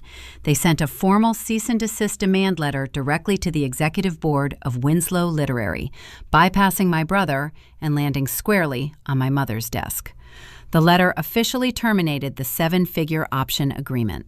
It outlined the exact nature of the embedded steganography, proving the manuscript was plagiarized. But the killing blow was the final paragraph. The studio formally threatened to file a massive, multi-million-dollar civil lawsuit against Winslow Literary for corporate fraud and misrepresentation if the agency ever attempted to sell or distribute the contested material again. The 7-figure deal, the financial lifeline my mother had sacrificed my career to secure, evaporated in a single afternoon. Miles was exposed not just as an incompetent editor, but as a severe legal liability, a fraud who had actively jeopardized the survival of the entire family business. The trap had snapped shut with flawless surgical precision. The film deal was dead. The Golden Boy's reputation was annihilated. But the victory was incomplete. The non-compete injunction freezing my Bancroft contract was still active, and the corporate copyright registration still legally held my art hostage. I needed to leverage the chaos I had just created to force my mother's hand, demanding a total, unconditional surrender. I was about to forward the metadata logs directly to the studio's general counsel, ensuring Miles could not spin a defensive lie to save himself, when my phone rang. The caller ID displayed the main switchboard number for Winslow Literary. The boardroom panic had officially commenced, and the ensuing confrontation would drag the entire family into a bitter, agonizing reckoning, forcing my mother to face the horrifying reality that the son she favored was the architect of her destruction, and the daughter she abused was her only remaining salvation. The phone call from the Winslow Literary switchboard went unanswered. I let it ring, staring at the flashing screen, a cold sense of finality settling over me. I needed the studio's threat to fully penetrate the executive suite before I engaged. To guarantee Miles could not fabricate a technical excuse claiming a server glitch or a rogue intern corrupted the files, I took the final definitive step. I opened my encrypted email portal and forwarded the comprehensive steganography metadata logs directly to the studio's general counsel. The logs provided a granular, irrefutable timeline, proving I authored the manuscript on my personal network, tracing the original keystrokes back years before Miles even assumed his role as Vice President of Acquisitions. The evidence was absolute. The fallout materialized with terrifying speed. The studio did not merely sever ties. They initiated a scorched earth protocol. They formally blacklisted Winslow Literary, refusing to accept any future submissions from our imprint. In the tight-knit, elitist circles of the New England publishing community, secrets are impossible to keep. The news of the catastrophic studio withdrawal leaked to the industry trades within 24 hours. Blind items and speculative articles regarding a massive plagiarism scandal at a legacy Boston publishing house flooded the digital newsletters. The sudden, chilling isolation descended upon the company instantly. Established authors began contacting their agents demanding to review their contracts, terrified their own intellectual property was compromised. Rival publishers, sensing blood in the water, began aggressively poaching our top talent. I monitored the collapse from the quiet of my apartment, watching the digital analytics of my father's company flatline. Lucille had built her entire identity around navigating financial crises. She survived the predatory attacks of Bancroft Media in the 90s by projecting strength and maintaining an illusion of unshakable solvency. But the illusion was currently hemorrhaging. The 7-figure film option was the critical financial bridge she desperately needed to secure the company's operating capital for the next fiscal year. That bridge was now ash. Furthermore, the tactical diversion I deployed weeks ago compounded the disaster. Lucille and Miles, believing my flashy civil suit challenging the non-compete injunction was my primary offensive strategy, had dumped their limited remaining cash reserves into retaining expensive corporate litigators. They drained their accounts fighting a red herring, leaving the company entirely devoid of the cash flow necessary to weather the studio blacklist. Winslow Literary was facing imminent, undeniable bankruptcy. The empire Lucille had clawed her way up to build, sacrificing her diamond ring and her daughter's youth to protect, was collapsing in the span of 48 hours. What does victory feel like when the cost is detonating the company your father built? Do you feel the righteous satisfaction of a victorious general, or do you just feel the cold, isolating silence of the battlefield? I expected to feel triumphant. I anticipated a surge of vindicated power, watching the Golden Boy's career evaporate into a public humiliation. But the reality of the destruction offered no joy. I walked into my small kitchen, pulling a half-empty bottle of cheap red wine from the counter. I did not bother with a glass. I unscrewed the cap, leaning back against the refrigerator, drinking straight from the bottle. The bitter liquid burned my throat, hitting my empty stomach with a sudden, anxious warmth. I slid down the front of the cabinets until I was sitting on the linoleum floor, pulling my knees to my chest. A raw, ragged sob tore through my throat. I cried heavily, the tears tracking hot and fast down my cheeks. I mourned the loss of the publishing house my father had founded, the entity that had defined my entire existence. I mourned the brilliant editing I had poured into those walls, the late nights spent salvaging terrible manuscripts to keep the lights on. I wept because securing my own freedom required me to burn down the only legacy my family possessed. I sat on the floor sobbing over the ruins of my own making, realizing the war had stripped away every illusion of a happy family, leaving only a barren, toxic wasteland. But the grief was a luxury I could not afford to indulge for long. The financial execution was complete, but my legal status remained frozen. The non-compete injunction still barred me from starting my executive position at Bancroft Media, and the fraudulent corporate copyright registration still legally held my manuscript hostage. Lucille backed into a corner, staring at total financial annihilation, would not surrender quietly. A wounded animal strikes with whatever weapon remains available. The following morning, she would attempt one final desperate maneuver, leveraging the threat of public defamation to force my compliance, setting the stage for a brutal boardroom showdown, where I would have to use the threat of federal prison to break her resolve and force the Golden Boy to finally reveal his true cowardly nature. The hangover the following morning was a brutal physical reminder of my emotional collapse. I drank black coffee standing by the window of my drafty apartment, watching the relentless Boston winter wind whip down the street. The tears had dried, leaving a hardened, cold resolve. The company was functionally dead, bleeding cash and blacklisted by the major studios. But the legal cage Lucille built around me, the injunction and the fraudulent copyright, remained firmly locked. I needed to shatter the bars. My phone buzzed, breaking the quiet of the morning. It was a formal calendar invite from Lucille's executive assistant, requesting a mandatory meeting in the CEO's office at noon. There was no agenda attached. I accepted the invitation. I knew she was desperate. I knew she was looking for a scapegoat to offer the industry trades, attempting to spin the narrative to save whatever fraction of her reputation remained. I dressed in a sharp, tailored suit, projecting the authority of the Bancroft Media executive I was meant to be. I gathered the printed metadata logs, the irrefutable proof of my authorship, and the studio's fraud notice, sliding them into a sleek black leather folder. I arrived at the Winslow Literary headquarters in Beacon Hill precisely at noon. The building felt different. The usual chaotic energy of a busy publishing house was replaced by a tense, hushed silence.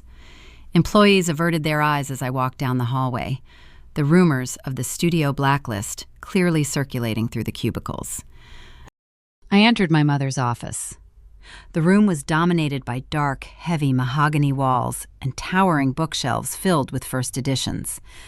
It usually projected an intimidating aura of literary history, but today it felt like a tomb.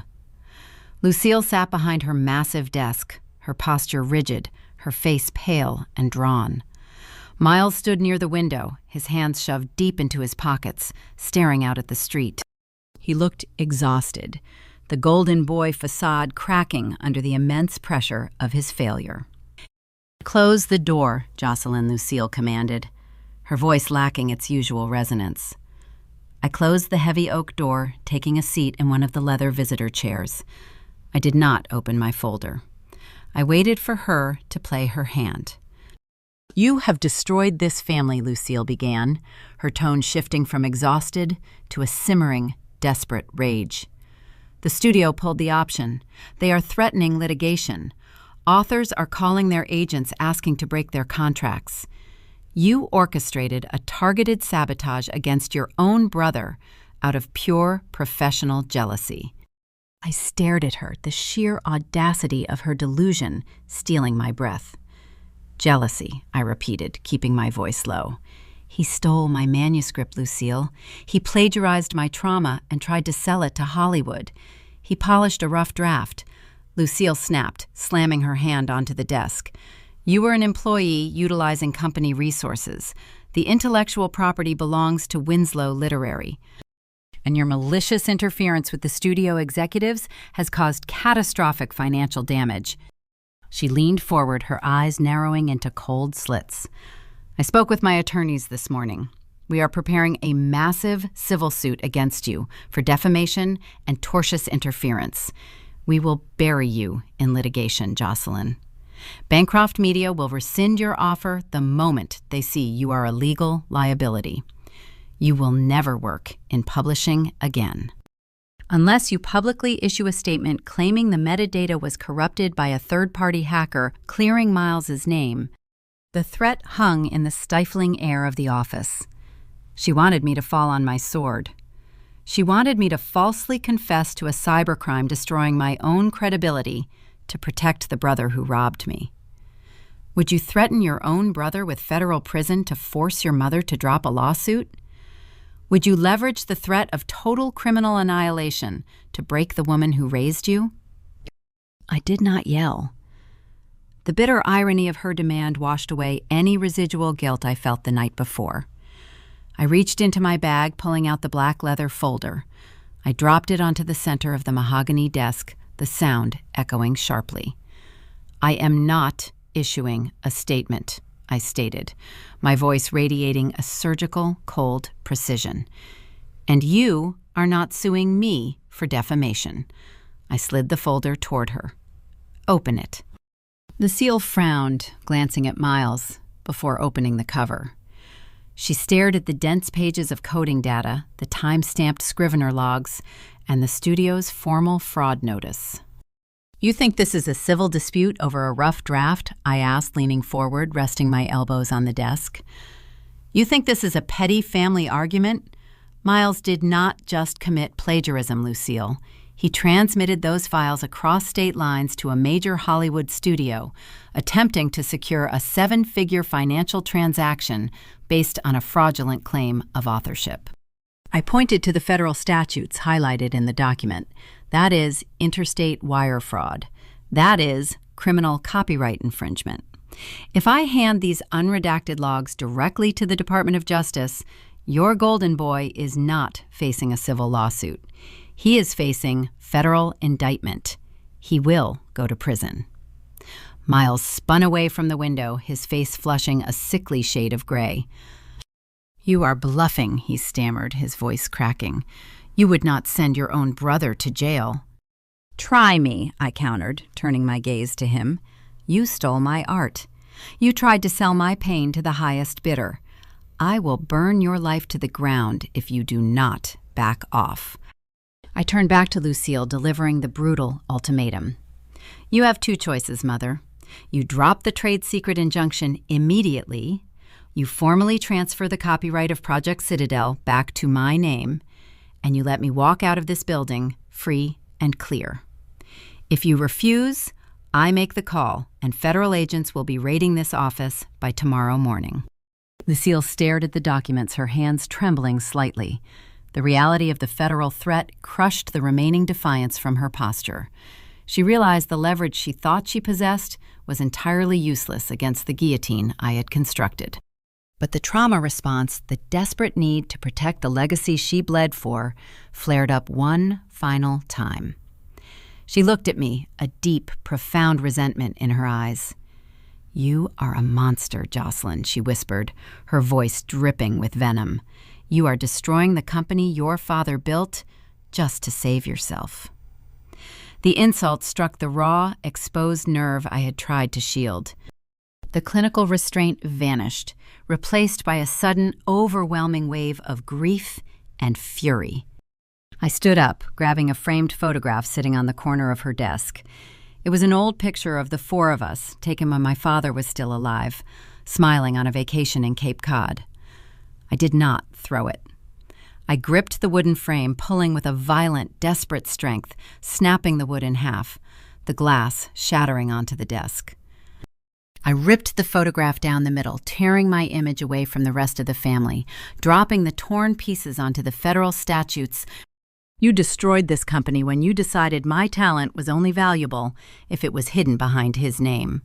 I yelled, the tears stinging my eyes. I am just putting out the fire. I turned and walked toward the door, the adrenaline roaring in my ears. I had delivered the ultimatum, but the ensuing chaos would not result in a unified surrender. The threat of federal prison would fracture the fragile alliance between mother and son, forcing the golden boy to reveal his true cowardly nature. A betrayal so profound it would break Lucille completely and hand me the final key to my freedom. The sound of the shattering glass lingered in the heavy mahogany-paneled office. I stood with my hand on the brass doorknob, my breathing ragged, staring at the torn photograph resting on top of the federal statutes. I had delivered the ultimatum, but I needed them to turn on each other to ensure the surrender was absolute. If they remained a unified front, they might attempt to stall, pooling their resources to fight the federal charges in court. I had to exploit the weak link. I turned back, facing my brother. Miles was still standing near the window, his face the color of dirty snow. The confident, arrogant literary executive had vanished entirely, replaced by a terrified, panicked man, realizing his Ivy League pedigree offered zero protection against a federal wire fraud indictment. I decided to apply the final pressure point. I walked slowly back toward the desk, my heels clicking rhythmically on the hardwood floor. "You know, Miles," I said, my voice dropping to a conversational, almost sympathetic tone, "if the Department of Justice does initiate an investigation, they will not just look at the plagiarism. They will audit the entire corporate structure of Winslow Literary. They will trace the chain of command. And as the Vice President of Acquisitions, you are highly exposed. But ultimately, the CEO bears the primary fiduciary responsibility for corporate fraud executed under her watch." I paused, letting the legal reality sink into his panicked brain. "If you cooperate with the federal investigators," I continued, leaning against the back of the leather chair, "you might be able to negotiate a plea deal. You could argue that you were acting under direct orders from executive leadership. You could claim you were pressured into submitting the manuscript to save the company from insolvency. The bait was irresistible to a coward. I was offering him a narrative that absolved him of the primary guilt, shifting the crushing weight of the federal indictment directly onto his mother's shoulders. How do you react when the golden child finally betrays the parent who sacrificed everything for him? Do you feel the righteous satisfaction of a victorious tactician, or do you feel a profound, sickening pity for the woman who built her entire life around an illusion?" Miles did not hesitate. The pampered son who had never faced a genuine consequence in his entire life lunged for the lifeline. He turned away from me, locking his terrified gaze onto Lucille.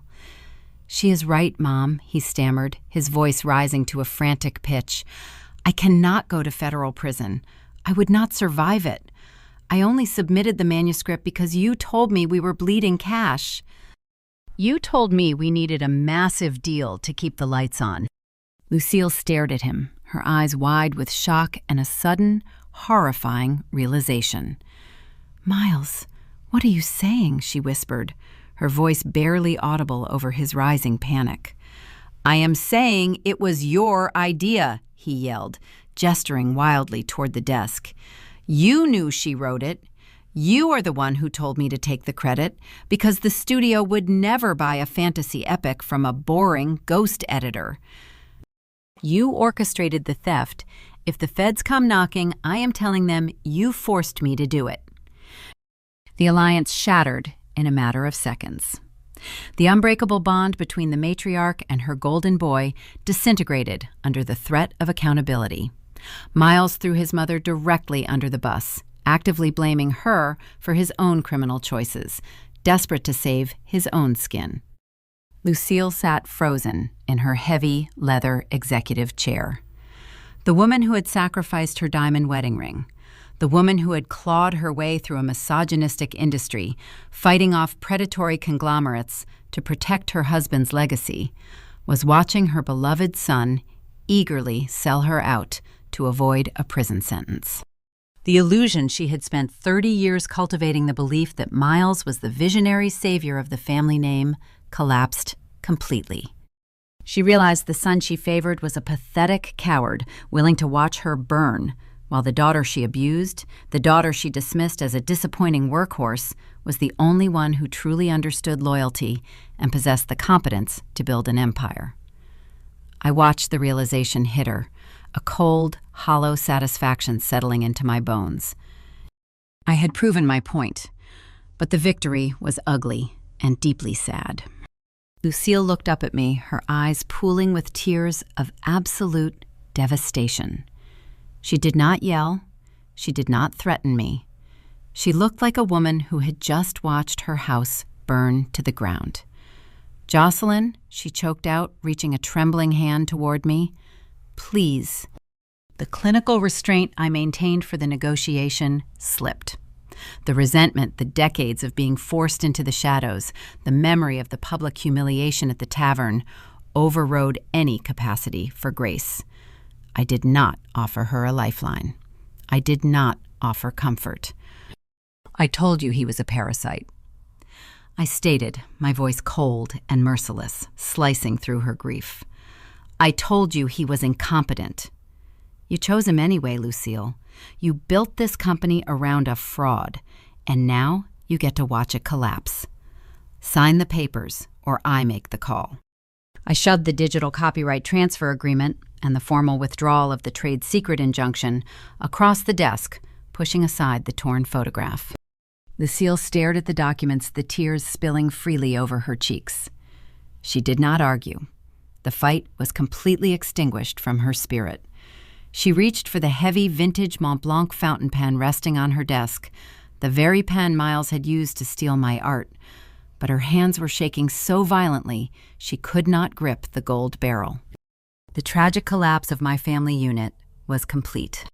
The psychological warfare had yielded the necessary legal surrender, but the physical execution of the documents would require a grueling final moment in a sterile mediator's office, with a literal transfer of power would leave me questioning the true value of my newfound freedom, forcing me to confront the heavy, isolating reality of the empire I had just destroyed. The emotional collapse in the CEO's office dictated the pace of the subsequent legal surrender. Lucille's spirit was broken, recognizing that the son she fought so ruthlessly to protect was willing to sacrifice her to save himself. She did not attempt another manipulation or delay tactic. The threat of the Department of Justice looming over her family legacy forced her to concede entirely. She agreed to execute the formal withdrawal of the trade secret injunction and the official transfer of the Project Citadel copyright. However, finalizing the transfer of intellectual property from a corporate entity back to an individual creator requires meticulous legal oversight. We could not execute the documents in the emotionally charged environment of her mahogany-paneled office. 48 hours later, we convened in a sterile, windowless conference room at an independent mediator's office located in the financial district of downtown Boston.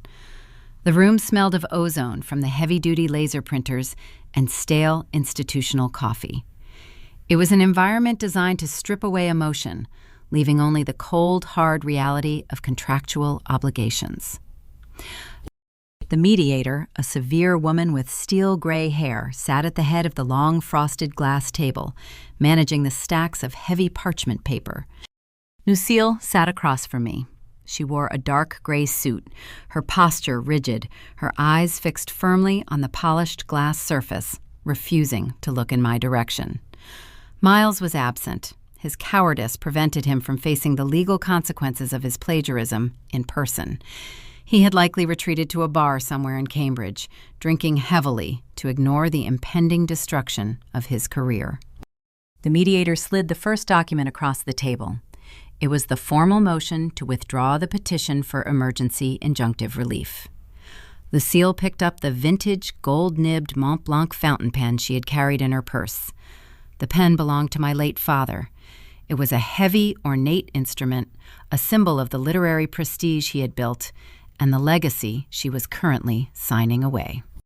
Her hand trembled slightly as she pressed the nib to the paper, signing her name with a slow, deliberate stroke. She pushed the document back to the mediator, effectively dissolving the legal cage that had paralyzed my career. I was free. The $500,000 signing bonus from Bancroft Media was unfrozen, and my executive contract was reactivated. The mediator produced the second document, the formal copyright reassignment. This was the literary guillotine. By signing this paper, Lucille was officially transferring the legal ownership of Project Citadel from Winslow Literary LLC back to my personal name. It was the absolute, unmitigated surrender of the company's most valuable asset. Without the manuscript and the attached potential for a future film option, Winslow Literary possessed zero leverage to secure the operating capital required to survive the fiscal year. She was signing her company's death warrant. When your abuser finally hands over the keys to your cage, do you feel vindicated, or do you just feel deeply empty? Do you feel the triumphant surge of a victorious warrior, or do you just feel the cold, isolating draft of the empty room? Lucille signed the copyright transfer, her signature tight and compressed. She did not speak. She set the vintage Mont Blanc pen down on the glass table directly between us. "It is yours," she whispered, her voice barely audible over the hum of the air conditioning. "The manuscript, the job, the pen. Take it." I stared at the gold fountain pen resting on the table.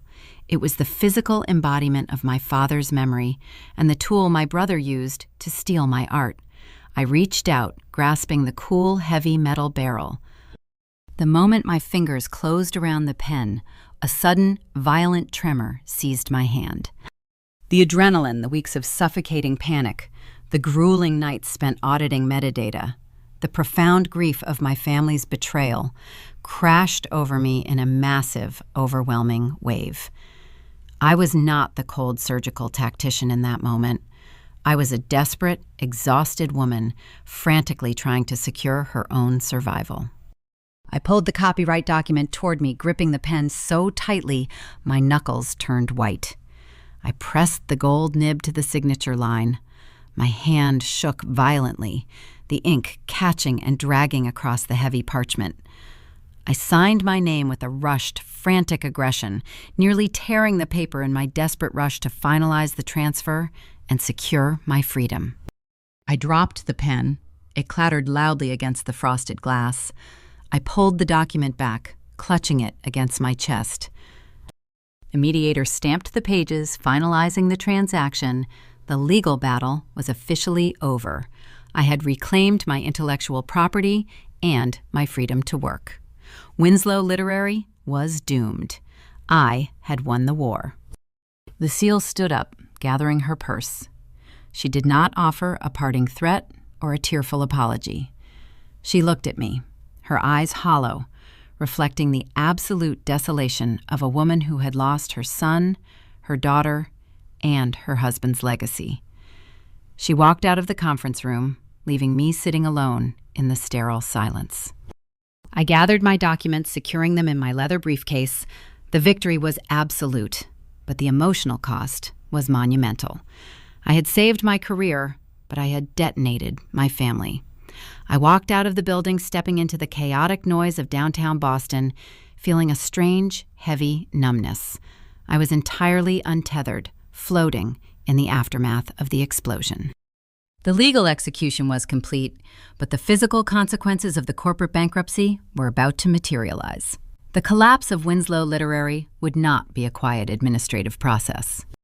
It would manifest in a highly public, humiliating display, forcing me to witness the total destruction of the illusion my mother had fought so ruthlessly to protect, setting the stage for a final, devastating observation that would force me to navigate the bitter irony of my ultimate triumph. The ink on the copyright transfer dried, signaling the official death rattle of Winslow Literary. Without the impending revenue from the film studio option and burdened by the crushing legal fees accrued fighting a phantom civil suit, the company lacked the operating capital to make payroll or satisfy their outstanding printer contracts. The collapse was rapid and merciless. 2 weeks after the mediation hearing, Lucille formally filed for Chapter 11 bankruptcy, initiating the liquidation of the company's remaining assets to appease aggressive creditors. In the tight-knit, insular circles of the Boston literary scene, a legacy bankruptcy is not merely a financial failure. It is a permanent, radioactive social stain. The gossip mill, fueled by bitter academics and rival agents, operated with vicious efficiency. The rumors regarding Miles's plagiarism and the subsequent studio blacklist had already poisoned the water. The bankruptcy filing confirmed the rumors, stripping away the final layer of prestige my mother had spent decades cultivating. Lucille was socially exiled, her invitations to charity galas and publishing panels quietly revoked. The matriarch who had sacrificed her wedding ring to save her husband's dream was now watching that dream publicly dismantled on the auction block. I did not remain a passive observer during the liquidation phase. The Bancroft Media executive team recognized the strategic value of the remaining Winslow Literary back catalog. While the current operational structure was a disaster, the historical copyrights and the established distribution networks possessed significant intrinsic worth. I utilized my newly acquired status as an executive editor and leveraged my $500,000 signing bonus to propose a highly targeted acquisition strategy. With the full corporate backing of Bancroft Media, I initiated a hostile buyout of the bankrupt estate. I presented a lowball cash offer during the liquidation proceedings, purchasing the entire company for pennies on the dollar. I did not simply resign and walk away. I became the absolute legal owner of my family's legacy. The transaction was executed quietly through corporate attorneys, insulating me from any direct contact with Lucille or Miles. But the psychological weight of the acquisition required a physical confrontation with the reality of the destruction. On a cold, damp Tuesday morning, I drove my car toward the historic Beacon Hill district. The narrow cobblestone streets were slick with freezing rain, the sky a heavy, oppressive gray. I did not have a meeting scheduled. I drove to the neighborhood purely driven by a morbid, agonizing curiosity. I needed to witness the physical end of the family illusion. I parked my car across the street from the ornate brick building that housed Winslow Literary. The heavy oak doors, the very doors I had stormed out of on the night of my promotion party, were locked. A stark white notice was taped to the glass panes, displaying the formal municipal foreclosure and bankruptcy declarations. A commercial moving truck was idling near the curb, a team of workers systematically loading office furniture, filing cabinets, and boxes of unsold inventory into the cavernous trailer. When the people who betrayed you finally lose everything, do you feel triumphant, or do you just feel entirely alone? Do you feel the righteous satisfaction of a victorious general, or do you just feel the cold, isolating draft of the empty room? I sat in the driver's seat, the heater blasting warm air against my frozen fingers, watching two men carry my father's heavy mahogany desk out the front doors. That desk was the epicenter of my childhood.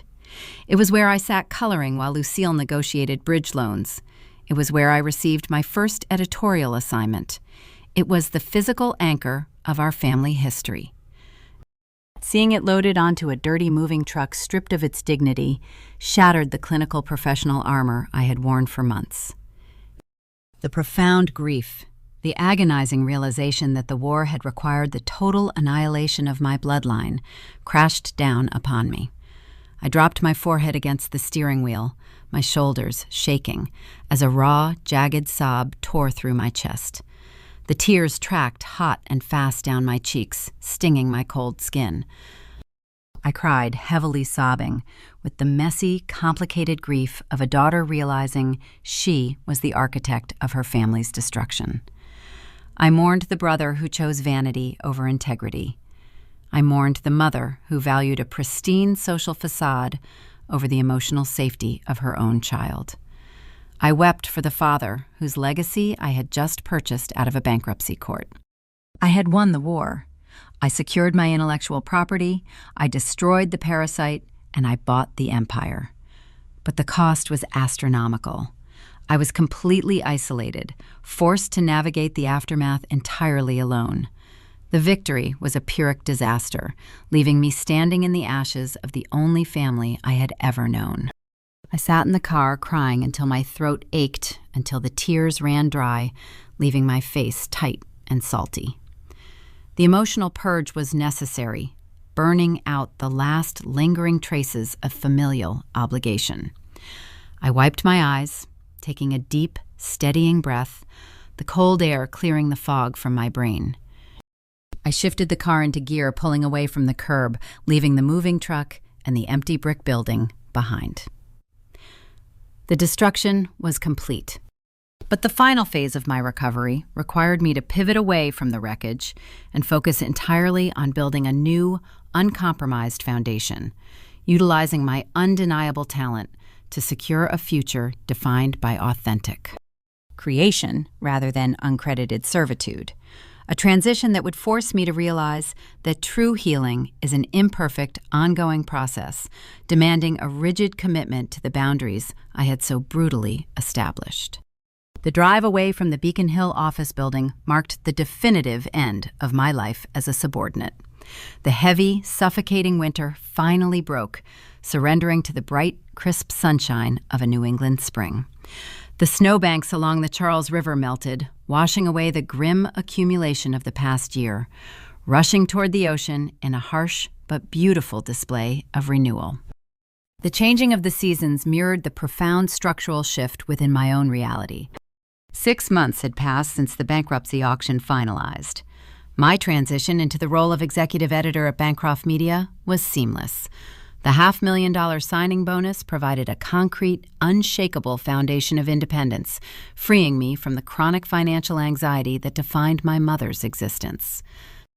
I integrated the salvageable assets of the Winslow Literary catalog into Bancroft's distribution network, managing the properties with a clinical efficiency that honored my father's initial vision while completely erasing the nepotistic rot my mother had allowed to fester.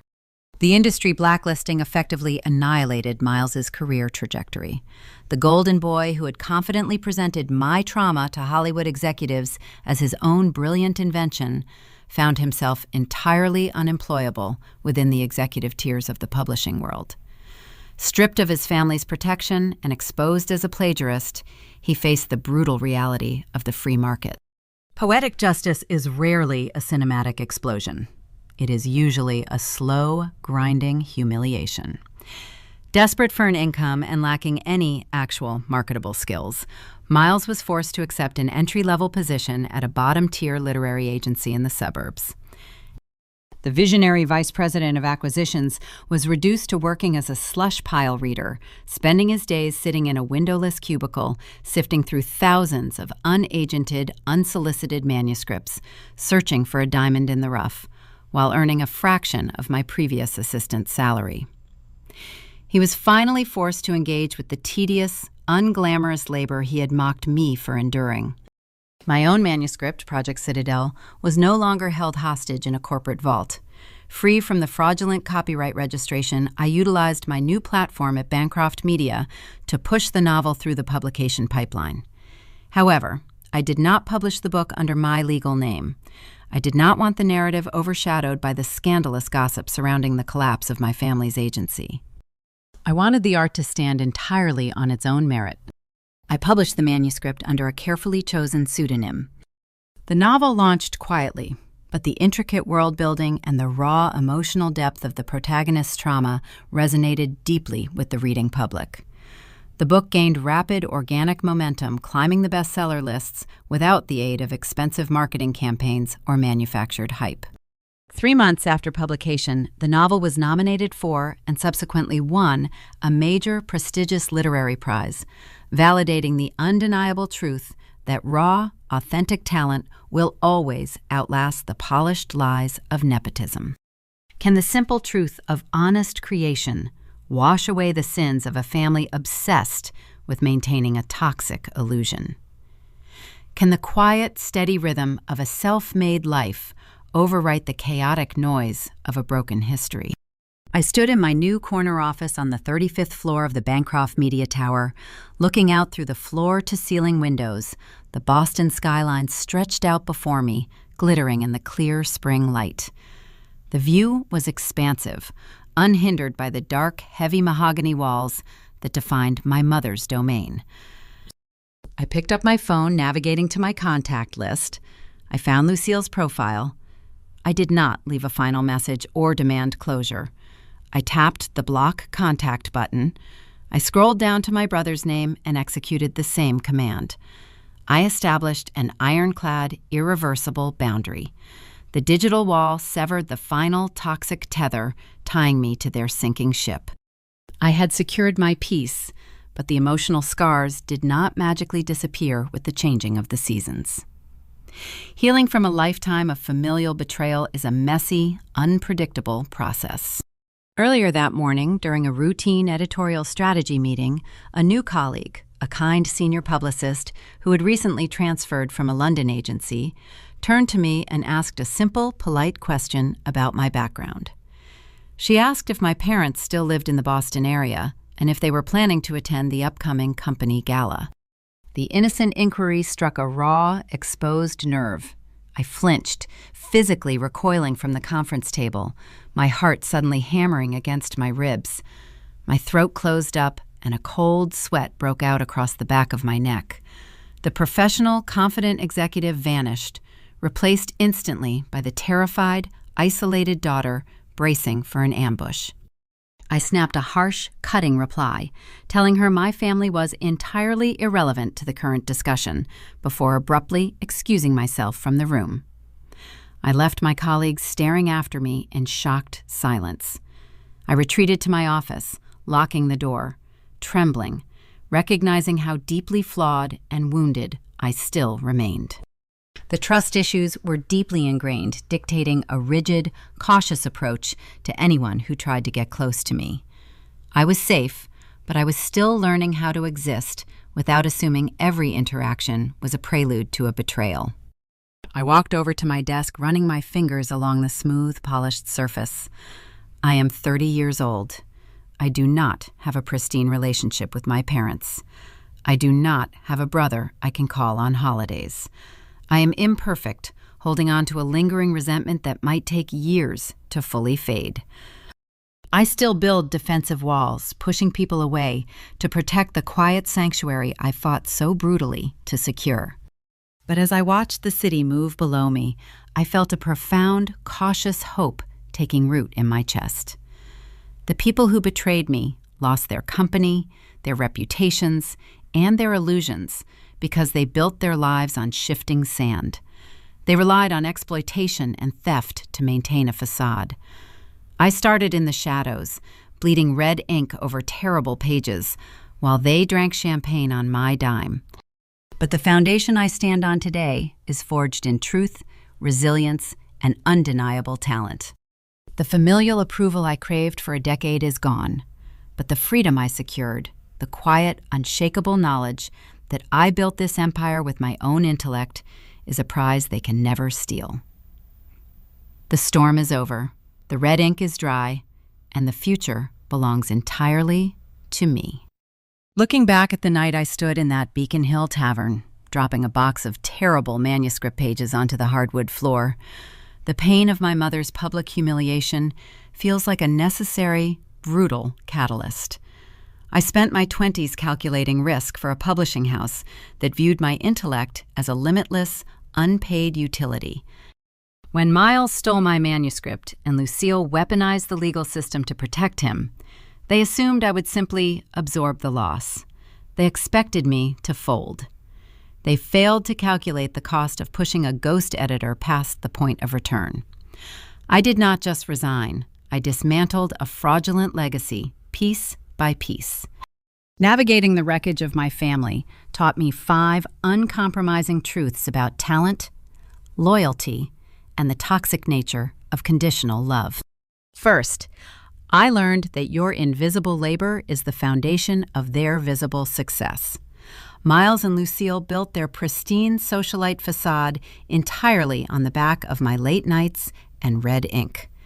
They believed my quiet competence made me weak.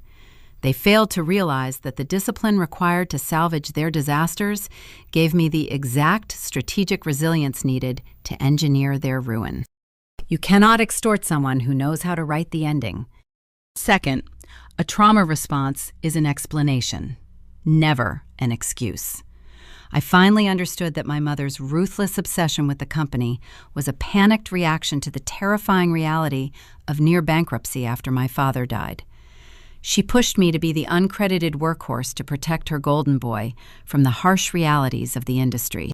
But understanding her pain does not require me to absorb her abuse. You can have profound empathy for the broken people who raised you while firmly refusing to let them break you in return. Third, the loudest people in the room are usually hiding the deepest rot. Miles spent years projecting an image of invincible literary genius, mocking my perceived lack of charisma. His entire persona was a desperate, panicked distraction from his massive incompetence. True power is quiet. It doesn't need to brag at a launch party. It simply embeds the digital watermarks and waits for the clearance strike. Fourth, loyalty is a tangible currency, not a biological mandate. I spent a decade contorting my life to fit the mold of a compliant daughter, believing shared genetics required infinite forgiveness. If someone spends their loyalty actively betraying you, you owe them zero allegiance in return. Establishing a permanent boundary is a profound act of self-respect. Fifth, a mother, and finally, to Poe, healing is a messy, imperfect state of being. I still flinch when colleagues ask about my family. I still harbor resentment. You do not have to be a flawless, enlightened survivor to claim your freedom. It is acceptable to carry the scars, as long as you are the one holding the keys to the front door. The Boston skyline outside my window is bright and clear today. The winter storm washed the debris away, leaving a solid, clean foundation. I am no longer the invisible ghost editor paying the price for the vanity of others. I am the absolute owner of my own narrative. If you are listening to this right now and you feel trapped playing the servant to a family obsessed with illusions, remember that you have the power to stop fixing their mistakes. You can drop the red ink and walk out the door. Thank you for joining me here on Sofia Told Stories. If my journey resonated with your own struggles, please drop a comment below and share the hardest boundary you ever had to draw. Do not forget to subscribe and become part of our growing community. Your independence is worth fighting for, and your story deserves to be heard. I will see you